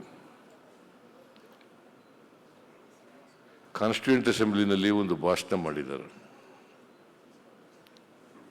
1950 ಜನವರಿ 26ನೇ ತಾರೀಕು ನಮ್ಮ ದೇಶದ ಸಂವಿಧಾನ ಜಾರಿಗೆ ಬರ್ತದೆ. ಆ ಜಾರಿಗೆ ಬರುವಾಗ ವೈರುಧ್ಯತೆ ಇರ್ತಕ್ಕಂಥ ಸಮಾಜಕ್ಕೆ ಕಾಲಿಡ್ತಾ ಇದ್ದೀವಿ. ವೈರುಧ್ಯತೆ ಇರ್ತಕ್ಕಂಥ ಸಮಾಜಕ್ಕೆ ಕಾಲಿಡ್ತಾ ಇದ್ದೀವಿ. ಸಾಮಾಜಿಕ ಅಸಮಾನತೆ ಇದೆ, ರಾಜಕೀಯ ಅಸಮಾನತೆ ಇದೆ, ಶೈಕ್ಷಣಿಕ ಅಸಮಾನತೆ ಇದೆ, ಆರ್ಥಿಕ ಅಸಮಾನತೆ ಇದೆ. ಇಂಥ ಅಸಮಾನತೆ ಇರ್ತಕ್ಕಂಥ ದೇಶದಲ್ಲಿ ನಮಗೆ ಸ್ವಾತಂತ್ರ್ಯ ಬಂದಿದೆ. ಈ ಸ್ವಾತಂತ್ರ್ಯ ಯಶಸ್ವಿ ಆಗಬೇಕಾದ್ರೆ ಪ್ರತಿಯೊಬ್ಬರಿಗೂ ಕೂಡ ಸಾಮಾಜಿಕ ಆರ್ಥಿಕ ಸ್ವಾತಂತ್ರ್ಯ ಸಿಕ್ಕಿದಾಗ ಮಾತ್ರ ಸ್ವಾತಂತ್ರ್ಯ ಯಶಸ್ವಿ ಆಗಲಿಕ್ಕೆ ಸಾಧ್ಯ ಆಗ್ತದೆ, ಇಲ್ಲೇ ಹೋದರೆ ಆಗಲ್ಲ. ಇದನ್ನು ನಾವೆಲ್ಲರೂ ಕೂಡ ಅರ್ಥ ಮಾಡ್ಕೋಬೇಕಾಗ್ತದೆ. ನಮ್ಮ ದೇಶದಲ್ಲಿ ಪ್ರಜಾಪ್ರಭುತ್ವ ಹೊಸದೇನಲ್ಲ, ಬುದ್ಧನ ಕಾಲದಲ್ಲೂ ಇತ್ತು, ಬಸವಣ್ಣವ್ರ ಕಾಲದಲ್ಲೂ ಕೂಡ ಇತ್ತು. ಇವತ್ತು ನಾವು ಕಾಣ್ತಕ್ಕಂಥ ಸಂಸತ್ತು, ಅಸೆಂಬ್ಲಿ, ಕೌನ್ಸಿಲು, ರಾಜ್ಯಸಭೆ ಇವೆಲ್ಲ ಇದಾವಲ್ಲ, ಇವೆಲ್ಲವೂ ಕೂಡ 12ನೇ ಶತಮಾನದಲ್ಲೇ ಬಸವಣ್ಣವ್ರ ಕಾಲದಲ್ಲಿ ಅನುಭವ ಮಂಟಪ ಬಸವಣ್ಣವರು ದೂರದೃಷ್ಟಿ ಇಟ್ಟುಕೊಂಡು ಈ ಅನುಭವ ಮಂಟಪವನ್ನು ಸ್ಥಾಪನೆ ಮಾಡಿದರು. ಮತ್ತೆ ಇದಕ್ಕೆ ಅಧ್ಯಕ್ಷರಾಗಿದ್ದವರು ಅತ್ಯಂತ ತಳ ಸಮುದಾಯಕ್ಕೆ ಸೇರಿದಂಥ ಅಲ್ಲಮಪ್ರಭು ಅವರು. ಅತ್ಯಂತ ತಳ ಸಮುದಾಯಕ್ಕೆ ಸೇರಿದಂಥ ಅಲ್ಲಮಪ್ರಭು ಅವರೇ ಬಸವಣ್ಣವರೇ ಆಗ್ಬೋದಾಗಿತ್ತು. ಆದರೆ ಬಸವಣ್ಣವರು ಅಲ್ಲಮಪ್ರಭುವನ್ನು ಅಧ್ಯಕ್ಷರನ್ನಾಗಿ ಮಾಡ್ತಾರೆ. ಈ ಅನುಭವ ಮಂಟಪದಲ್ಲಿ ಎಲ್ಲ ಜಾತಿಯವರು, ಮಹಿಳೆಯರು, ಪುರುಷರು ಯಾವುದೇ ಭೇದ ಭಾವ ಇಲ್ಲದೇನೆ ಭಾಗವಹಿಸ್ತಾರೆ. ಸಮಾಜದಲ್ಲಿ ಸಮಾನತೆಯ ಬಗ್ಗೆ ಚರ್ಚೆ ಮಾಡ್ತಾರೆ. ಅವರ ಅನುಭವಗಳನ್ನು ಹಂಚಿಕೊಳ್ತಕ್ಕಂಥ ವ್ಯವಸ್ಥೆ ಇರ್ತದೆ. ಯಾವ ಸಮಾಜದಲ್ಲಿ ಭಿನ್ನ ಅಭಿಪ್ರಾಯವನ್ನು ಕೇಳ್ತಕ್ಕಂಥ ವ್ಯವಸ್ಥೆ ಇರ್ತದೆ, ಭಿನ್ನ ಅಭಿಪ್ರಾಯವನ್ನು ಕೇಳ್ತಕ್ಕಂಥ ವ್ಯವಸ್ಥೆ ಇರ್ತದೆ, ಅಲ್ಲಿ ಪ್ರಜಾಪ್ರಭುತ್ವ ನೆಲೆಸಿದೆ ಅಂತಕ್ಕಂಥ ಮಾತುಗಳನ್ನು ಹೇಳಲಿಕ್ಕೆ ಬಯಸ್ತಾ ಇದ್ದೇನೆ. ಪ್ರಜಾಪ್ರಭುತ್ವ ಎಲ್ಲರ ಅಭಿಪ್ರಾಯಗಳು ಇರಬೇಕು. ಆಮೇಲೆ ಒಟ್ಟಾರೆಯಾಗಿ ಬಹುಮತ ಇರ್ತಕ್ಕಂಥದ್ದಕ್ಕೆ ಆಗ್ತದೆ. ಈಗ ಇವತ್ತು ಪ್ರಜಾಪ್ರಭುತ್ವದಲ್ಲಿ ನನ್ನ ಮತ ನನ್ನ ಹಕ್ಕು ಅಂತ ಘೋಷವಾಕ್ಯಗಳ ಜೊತೆ ಆಗ್ತಾ ಇದೆ. ನನ್ನ ಮತ ನನ್ನ ಹಕ್ಕು. ಇದನ್ನ ದುರ್ಬಲಗೊಳಿಸ್ತಕ್ಕಂಥ ಪ್ರಯತ್ನ ನಡೀತದೆ. ಪಟ್ಟಭದ್ರ ಹಿತಾಸಕ್ತರು ಇದನ್ನು ದುರ್ಬಲಗೊಳಿಸಬೇಕು. ಒಂದು ಕಾಲ ಇತ್ತು, ರಾಜರ ಕಾಲದಲ್ಲಿ ವಸಾಹತು ಸಾಗಿ ಇತ್ತು. ಆಮೇಲೆ ಶ್ರೀಮಂತರು ಜನಪ್ರತಿನಿಧಿಗಳಾಗ್ತಕ್ಕಂಥ ವ್ಯವಸ್ಥೆ ಇತ್ತು. ಆಮೇಲೆ ಯಾವುದೇ ಯಾವುದೇ ಭೇದ ಭಾವ ಇಲ್ಲದೇನೆ ಎಲ್ಲರ ಹಕ್ಕುಗಳು ಕೂಡ ಸಮಾನವಾದವು ಅಂತಕ್ಕಂಥ. ಈಗ ರಾಷ್ಟ್ರಪತಿಗೂ ಕೂಡ ಒಂದೇ ಮತ. ಅತ್ಯಂತ ದುರ್ಬಲ ವರ್ಗದವನು ಇದ್ದಾನಲ್ಲ, ತಳ ಸಮುದಾಯದವನು, ಅವನಿಗೂ ಒಂದೇ ಮತ. ವ್ಯತ್ಯಾಸ ಏನಿಲ್ಲ. ಅದಕ್ಕೆ ಬಾಬಾ ಸಾಹೇಬ್ ಅಂಬೇಡ್ಕರ್ ಅವರು ಒಬ್ಬ ವ್ಯಕ್ತಿ ಒಂದು ಮತ ಒಂದು ಮೌಲ್ಯ ಅಂತ ಹೇಳಿದ್ರು. ಒಬ್ಬ ವ್ಯಕ್ತಿ ಒಂದು ಮತ ಒಂದು ಮೌಲ್ಯ ಅಂತ ಹೇಳಿದ್ರು. ಆದರೆ ಅದು ಆರ್ಥಿಕವಾಗಿ ಸಾಮಾಜಿಕವಾಗಿ ಇಲ್ಲ.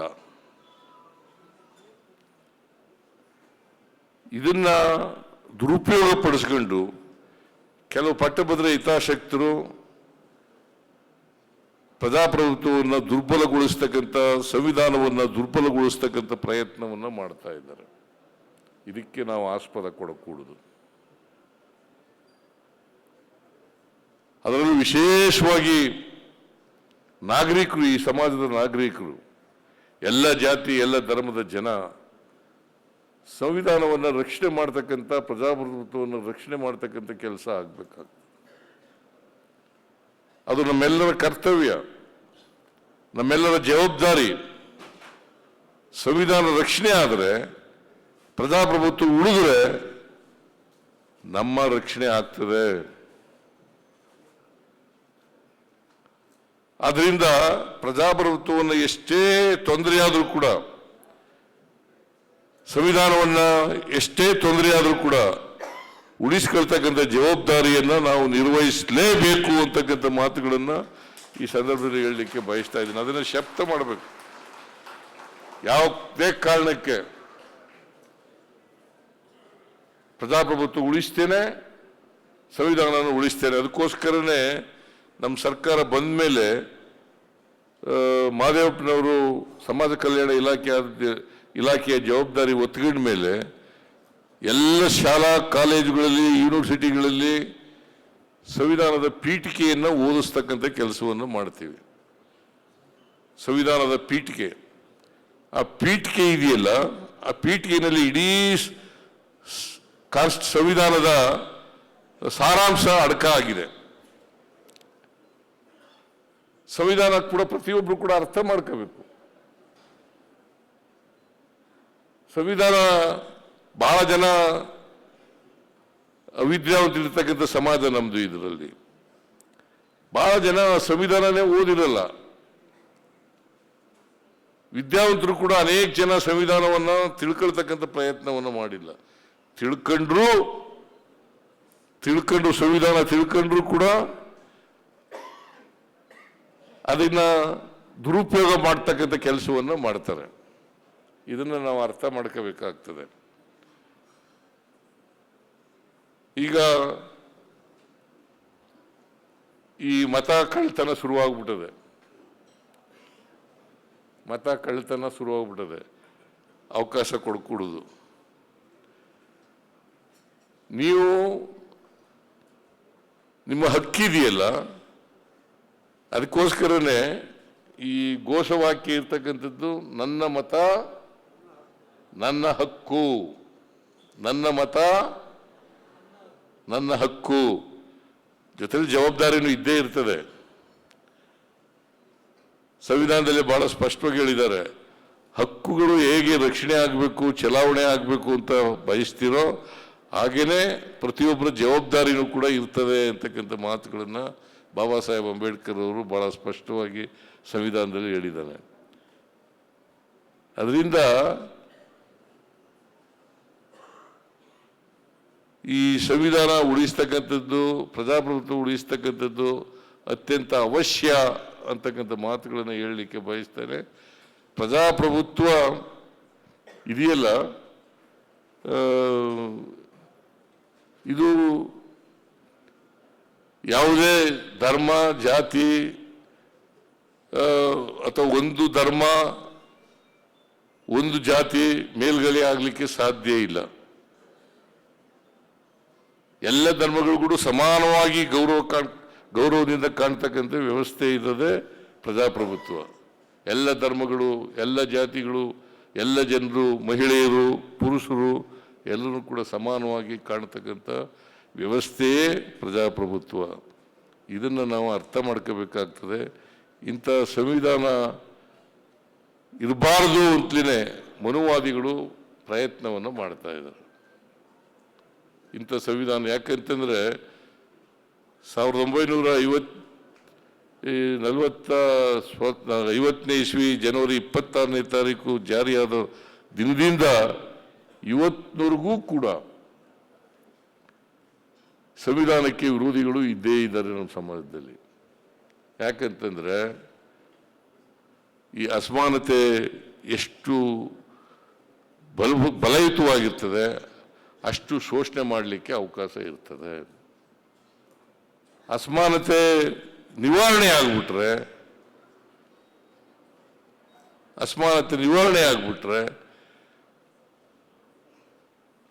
ಶೋಷಣೆ ಮಾಡಲಿಕ್ಕೆ ಸಾಧ್ಯ ಇಲ್ಲ. ಈಗ ಬುದ್ಧ ಹೇಳಿದ್ರು, ಬಸವಣ್ಣ ಹೇಳಿದ್ರು, ಅಂಬೇಡ್ಕರ್ ಹೇಳಿದ್ರು, ಗಾಂಧಿ ಹೇಳಿದ್ರು, ಎಲ್ಲರೂ ಕೂಡ ಸಮಾನವಾಗಿ ಇರಬೇಕು, ಸಮಾನ ಅವಕಾಶಗಳು ಇರಬೇಕು, ಸಮಾನ ಗೌರವದಿಂದ ಕಾಣಬೇಕು. ಅದಕ್ಕೆ ಜಾತಿ, ಧರ್ಮ, ಭೇದ ಮಾಡಕ್ಕೆ ಹೋಗ್ಬೇಡಿ, ನಿಮ್ಮ ಸಹಿಷ್ಣುತೆಯನ್ನು ಬೆಳೆಸ್ಕೊಳ್ಳಿ ಅಂತ ಕಾನ್ಸ್ಟಿಟ್ಯೂಷನಲ್ಲಿ ಹೇಳ್ತದೆ.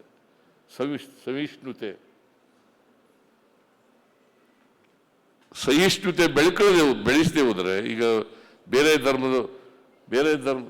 ಧರ್ಮದ ನೋಡಿ,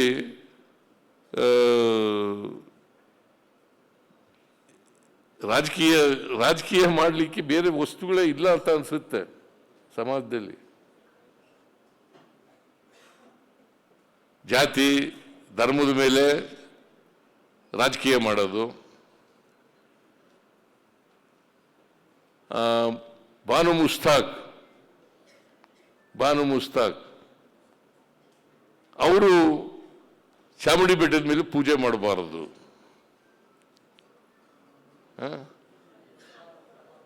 ಅವರು ಬೇರೆ ಧರ್ಮದವರು ಉದ್ಘಾಟನೆ ಮಾಡಬಾರದು, ಪೂಜೆ ಮಾಡಬಾರದು. ನನಗೆ ಅರ್ಥನೇ ಆಗೋದಿಲ್ಲ. ನಾವು ಸೆಕ್ಯುಲರಿಸಂ ವ್ಯವಸ್ಥೆಯಲ್ಲಿ ವಾಸ ಮಾಡ್ತಕ್ಕಂಥ ಜನ. ಸಂವಿಧಾನ ಬಹಳ ಸ್ಪಷ್ಟವಾಗಿ ಹೇಳ್ತದೆ, ಜಾತಿ ಧರ್ಮ ಇವೆಲ್ಲ ಬಿಟ್ಟಾಕ್ರಿ, ವರ್ಗ ವ್ಯವಸ್ಥೆಯನ್ನು ಬಿಟ್ಟಾಕ್ರಿ, ಸಮಾನತೆ ಇರಬೇಕು. ಬಾಬಾ ಸಾಹೇಬ್ ಅಂಬೇಡ್ಕರ್ ಅವರು ಸಮಾನತೆ, ಸ್ವಾತಂತ್ರ್ಯ, ಭ್ರಾತೃತ್ವ ಇವು ಕಲ್ತುಗಳಿ ಅಂತ ಹೇಳ್ತಾರೆ. ಇಂಥ ಸ್ವಾತಂತ್ರ್ಯ ಬಂದು ಇಷ್ಟು ವರ್ಷಗಳಾದರೂ ಕೂಡ ಇನ್ನೂ ಕೂಡ ಪಟ್ಟಭದ್ರರು ಮತಾಂಧರ ರೀತಿ ವರ್ತಿಸ್ತಾ ಇದ್ದಾರಲ್ಲ, ಇದನ್ನ ಇಡೀ ಸಮಾಜ ಖಂಡಿಸಬೇಕು ಅಂತಕ್ಕಂಥ ಮಾತುಗಳನ್ನು ಹೇಳಲಿಕ್ಕೆ ಬಯಸ್ತಾ ಇದ್ದೇನೆ. ಇಡೀ ಸಮಾಜ ಖಂಡಿಸಬೇಕು. ಒಬ್ಬ ಲೋಕಸಭಾ ಸದಸ್ಯ, ಮಾಜಿ ಲೋಕಸಭಾ ಸದಸ್ಯ ಸಂವಿಧಾನ ಗೊತ್ತಿಲ್ಲ ಅಂತಂದ್ರೆ ಏನಂತ ಹೇಳಬೇಕು ಅವ್ರಿಗೆ?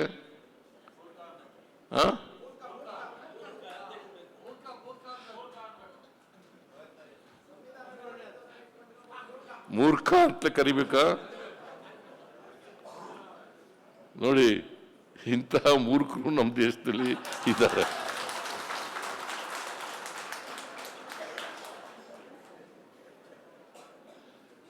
ಇಂಥ ಮೂರ್ಖರ ಬಗ್ಗೆ ಎಚ್ಚರವಾಗಿರ್ಬೇಕು ಅಷ್ಟೇ ಅಲ್ವಾ? ರಾಜಕೀಯ ಮಾಡಕ್ಕೆ ಬೇರೆ ವಿಚಾರಗಳಿದ್ದಾವೆ, ಮಾಡಲಿ, ಬೇಡ ಅಂತ ಹೇಳಲ್ಲ ನಾನು. ಯಾಕಂತಂದ್ರೆ ವಿರೋಧ ಪಕ್ಷಕ್ಕೂ ಕೂಡ ಮನ್ನಣೆ ಕೊಡಬೇಕಾಗ್ತದೆ, ಭಿನ್ನ ಅಭಿಪ್ರಾಯಗಳಿಗೂ ಮನ್ನಣೆ ಕೊಡಬೇಕಾಗ್ತದೆ. ಪ್ರಜಾಪ್ರಭುತ್ವ ಅಂದ್ರೆ ಅದೇ ಜೀವಾಳ.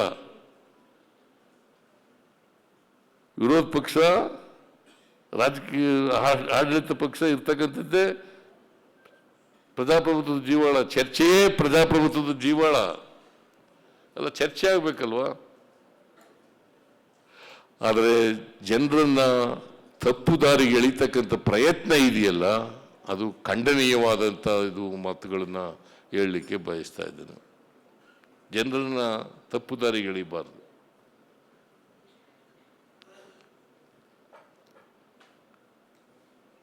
ಇದನ್ನ ಇತ್ತೀಚಿನ ದಿನಗಳಲ್ಲಿ ಹೆಚ್ಚಾಗ್ತಾ ಇರ್ತಕ್ಕಂಥದ್ದು ಬಹಳ ನೋವಿನ ಸಂಗತಿ. ಇದಾಗಬಾರದು. ಅದಕ್ಕೆ ಮತ ಕಳುವಾಗಲಿಕ್ಕೆ ಬಿಡುಕೂಡುದು, ಸಂವಿಧಾನ ದುರ್ಬಲ ಆಗಲಿಕ್ಕೆ ಬಿಡಬಾರದು, ಪ್ರಜಾಪ್ರಭುತ್ವ ದುರ್ಬಲ ಆಗಲಿಕ್ಕೆ ಬಿಡುಕೂಡುದು. ಈ ಎಚ್ಚರಿಕೆಯಿಂದ ಇದ್ದರೆ ನಾವು ನಮ್ಮ ಹಕ್ಕುಗಳನ್ನು ಚಲಾಯಿಸಲಿಕ್ಕೆ ಸಾಧ್ಯ ಆಗ್ತದೆ. ಇಲ್ಲದೆ ಹೋದರೆ ದುರ್ಬಲರು ಎಂದೆಂದೂ ಕೂಡ ಹಕ್ಕುಗಳನ್ನು ಚಲಾಯಿಸಲಿಕ್ಕೆ ಸಾಧ್ಯ ಆಗಲ್ಲ. ಅದಕ್ಕೆ ಬಾಬಾ ಸಾಹೇಬ್ ಅಂಬೇಡ್ಕರ್ ಅವರು ಏನು ಹೇಳಿದ್ದಾರೆ ಅಂತಂದರೆ, ಸಾಮಾಜಿಕ ಪ್ರಜಾಪ್ರಭುತ್ವ ಇದೆಯಲ್ಲ, ಆರ್ಥಿಕ ಪ್ರಜಾಪ್ರಭುತ್ವ ಇಲ್ಲದೇ ಸಾಮಾಜಿಕ ಪ್ರಜಾಪ್ರಭುತ್ವ ಇರಲಿಕ್ಕೆ ಸಾಧ್ಯ ಇಲ್ಲ.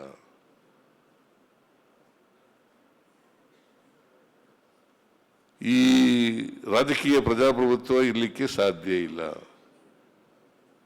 ಅದರಿಂದ ಸಾಮಾಜಿಕ ಆರ್ಥಿಕ ಪ್ರಜಾಪ್ರಭುತ್ವ ಸಿಕ್ಕದಾಗಲೇ ನಾವು ಸಾಮಾಜಿಕ ಎಂಥದ್ದು ರಾಜಕೀಯ ಪ್ರಜಾಪ್ರಭುತ್ವಕ್ಕೆ ಅರ್ಥ ಬರ್ತದೆ ಅಂತಕ್ಕಂಥ ಮಾತುಗಳನ್ನು ಹೇಳಿದ್ದಾರೆ. ಅವರು ಮಾತು ಹೇಳಿದ್ದಾರೆ, ಈ ಪ್ರಜಾಪ್ರಭುತ್ವ ಉಳಿಬೇಕಾದ್ರೆ ಪ್ರಜಾಪ್ರಭುತ್ವ ಉಳಿಬೇಕಾದ್ರೆ ಪ್ರತಿಯೊಬ್ಬರಿಗೂ ಕೂಡ ಆರ್ಥಿಕ ಸಾಮಾಜಿಕ ಪ್ರಜಾಪ್ರಭುತ್ವ ಸಿಕ್ಕಿದಾಗ ಮಾತ್ರ ಪ್ರಜಾಪ್ರಭುತ್ವ ಉಳ್ಕೊಳ್ಳಿಕ್ಕೆ, ಇಲ್ಲದೆ ಹೋದರೆ ಈ ಪ್ರಜಾಪ್ರಭುತ್ವ ಸೌಧನೇ ಧ್ವಂಸ ಮಾಡ್ತಾರೆ ಅಂತಕ್ಕಂಥ ಎಚ್ಚರಿಕೆಯ ಮಾತುಗಳನ್ನು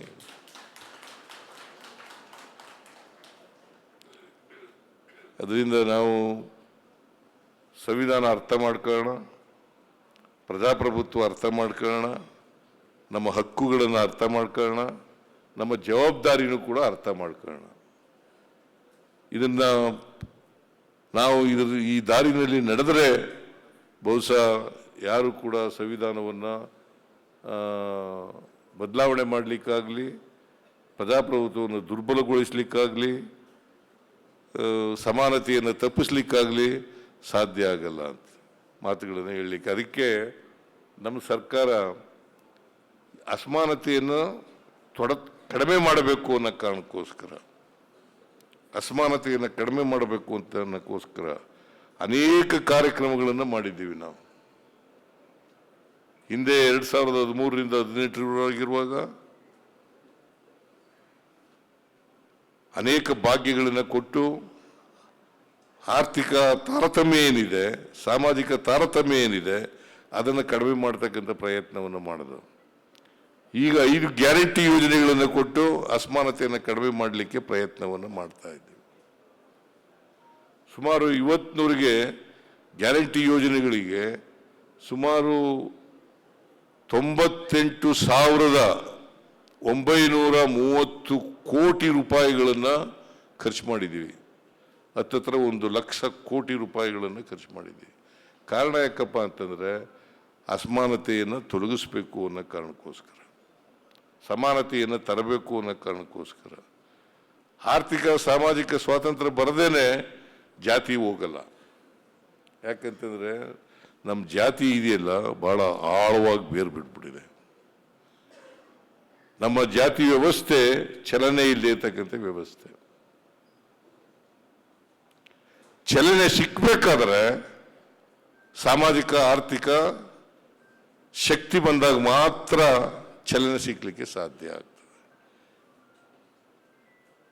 ಇಲ್ಲದೆ ಚಲನರಹಿತವಾಗಿರ್ತಕ್ಕಂಥ ಸಮಾಜ ಜಾತಿ ವ್ಯವಸ್ಥೆ ಇಂದ ಬದಲಾವಣೆ ಆಗಲಿಕ್ಕೆ ಸಾಧ್ಯ ಆಗಲ್ಲ, ಸಮಾನತೆ ಬರಲಿಕ್ಕೆ ಸಾಧ್ಯ ಆಗಲ್ಲ, ಸಾಮಾಜಿಕ ನ್ಯಾಯ ಬರಲಿಕ್ಕೆ ಸಾಧ್ಯ ಆಗಲ್ಲ. ಎಲ್ರಿಗೂ ಸಮಾನವಾದಂಥ ಅವಕಾಶಗಳು ಸಿಕ್ಕಬೇಕು. ಆರ್ಥಿಕವಾಗಿ ಸಾಮಾಜಿಕವಾಗಿ ಸಮಾನವಾದಂಥ ಅವಕಾಶಗಳು ಸಿಕ್ಕಿದಾಗ ಮಾತ್ರ ಬದಲಾವಣೆ ಆಗುತ್ತೆ. ಇದು ಕಾರಣ ಯಾಕೆ, ಈ ಅಸಮಾನತೆ ಯಾಕೆ ಕಾರಣ ಆಗಿದೆ ಅಂತಂದ್ರೆ, ಸಾವಿರಾರು ವರ್ಷಗಳ ಕಾಲ ಶೂದ್ರ ವರ್ಗ ಮತ್ತು ಮಹಿಳೆಯರು ಅಕ್ಷರ ಸಂಸ್ಕೃತಿಯಿಂದ ವಂಚಿತರಾಗಿದ್ದರು. 100 ವರ್ಷಗಳ ಕಾಲ ಅಕ್ಷರ ಸಂಸ್ಕೃತಿಯಿಂದ ವಂಚಿತರಾಗಿದ್ದರು, ಅವಕಾಶಗಳಿಂದ ವಂಚಿತರಾಗಿದ್ದರು. ಈ ಕಾರಣದಿಂದ ಅಸಮಾನತೆ ನಿರ್ಮಾಣ ಆಗಿದೆ ನಮ್ಮ ಸಮಾಜದಲ್ಲಿ. ಈ ಅಸಮಾನತೆಯನ್ನು ಹೋಗಲಾಡಿಸದೆ ಹೋದರೆ ಪ್ರಜಾಪ್ರಭುತ್ವ ಯಶಸ್ವಿ ಆಗಲ್ಲ, ಸಂವಿಧಾನ ಯಶಸ್ವಿ ಆಗಲ್ಲ, ಸಾಮಾಜಿಕ ನ್ಯಾಯ ಎಲ್ರಿಗೂ ಸಿಕ್ಕಲ್ಲ, ಸಮಾನತೆ ಬರಲ್ಲ. ಅದಕ್ಕೆ ಬಾಬಾ ಸಾಹೇಬ್ ಅಂಬೇಡ್ಕರ್ ಅವರು ಹೇಳಿರ್ತಕ್ಕಂಥ ಬಹಳ ಮುಖ್ಯವಾದಂಥ ವಿಚಾರ ನಾವೆಲ್ಲರೂ ಕೂಡ ಅರ್ಥ ಮಾಡ್ಕೋಬೇಕು. ಸಹಿಷ್ಣುತೆ ಸಹಬಾಳ್ವೆ, ಸಹಿಷ್ಣುತೆ ಸಹಬಾಳ್ವೆ. ಇದು ಗೊತ್ತಿದ್ದು ಕೆಲವರು ದಾರಿ ತಪ್ಪಿಸ್ತಕ್ಕಂಥ ಕೆಲಸ ಮಾಡ್ತಾರೆ. ಇವ್ರ ಬಗ್ಗೆ ಎಚ್ಚರಿಕೆಯಿಂದ ಇರೋಣ. ಬಹುಶಃ ಮಹದೇವಪ್ಪನವರು, ಡಿ ಕೆ ಶಿವಕುಮಾರ್ ಅವರು, ಮುನಿಯಪ್ಪನವರು ಎಲ್ಲರೂ ಕೂಡ ಮಾತನಾಡಿದ್ದಾರೆ. ನಾನು ಹೆಚ್ಚು ಮಾತಾಡಕ್ಕೆ ಹೋಗಲ್ಲ. ಇಷ್ಟು ಹೇಳ್ತೀನಿ, ಕೊನೆಯಲ್ಲಿ ನಮ್ಮ ಸಂವಿಧಾನವನ್ನು ಉಳಿಸ್ತಕ್ಕಂಥ ಕೆಲಸ ನಾವೆಲ್ಲರೂ ಕೂಡ ಮಾಡಬೇಕು. ಬಾಬಾ ಸಾಹೇಬ್ ಅಂಬೇಡ್ಕರ್ ಪ್ರಜಾಪ್ರಭುತ್ವ ವ್ಯವಸ್ಥೆಯನ್ನು, ರಾಜಕೀಯ ವ್ಯವಸ್ಥೆಯನ್ನು ಉಳಿಸ್ಕೊಳ್ತಕ್ಕಂಥ ಕೆಲಸವನ್ನು ಮಾಡಬೇಕು.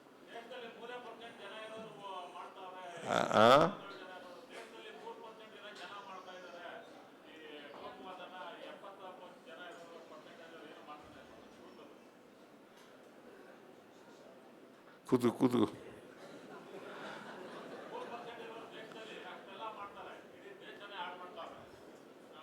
ಅದಕ್ಕೆ ನೀವು ಎಚ್ಚರಿಕೆ ಇರ್ಬೇಕಪ್ಪ. ಬಹುಸಂಖ್ಯಾತ ಜನ ಇದಾರಲ್ಲ, ಅವರು ಎಚ್ಚರಿಕೆಯಿಂದ ಇರಬೇಕು. ಅಲ್ಪಸಂಖ್ಯಾತರು ಮಾಡ್ತಕ್ಕಂಥ ಕಿತಾಪತಿಗಳನ್ನ ಬಹುಸಂಖ್ಯಾತ ಜನ ತಡೆಗಟ್ಟತಕ್ಕಂಥ ಕೆಲಸವನ್ನ ಮಾಡಬೇಕು ಅಲ್ವಾ? ಅದು ಮಾಡಕ್ಕೆ ಏನು ಕಷ್ಟನಾ? ಅದಕ್ಕೆ ಈಗ ಈ ದಾರಿ ಹಿಡಿದು ಬಿಟ್ಟಿದ್ದಾರೆ, ಮತಗಳ್ಳತನ ದಾರಿ ಹಿಡಿದು ಬಿಟ್ಟಿದ್ದಾರೆ.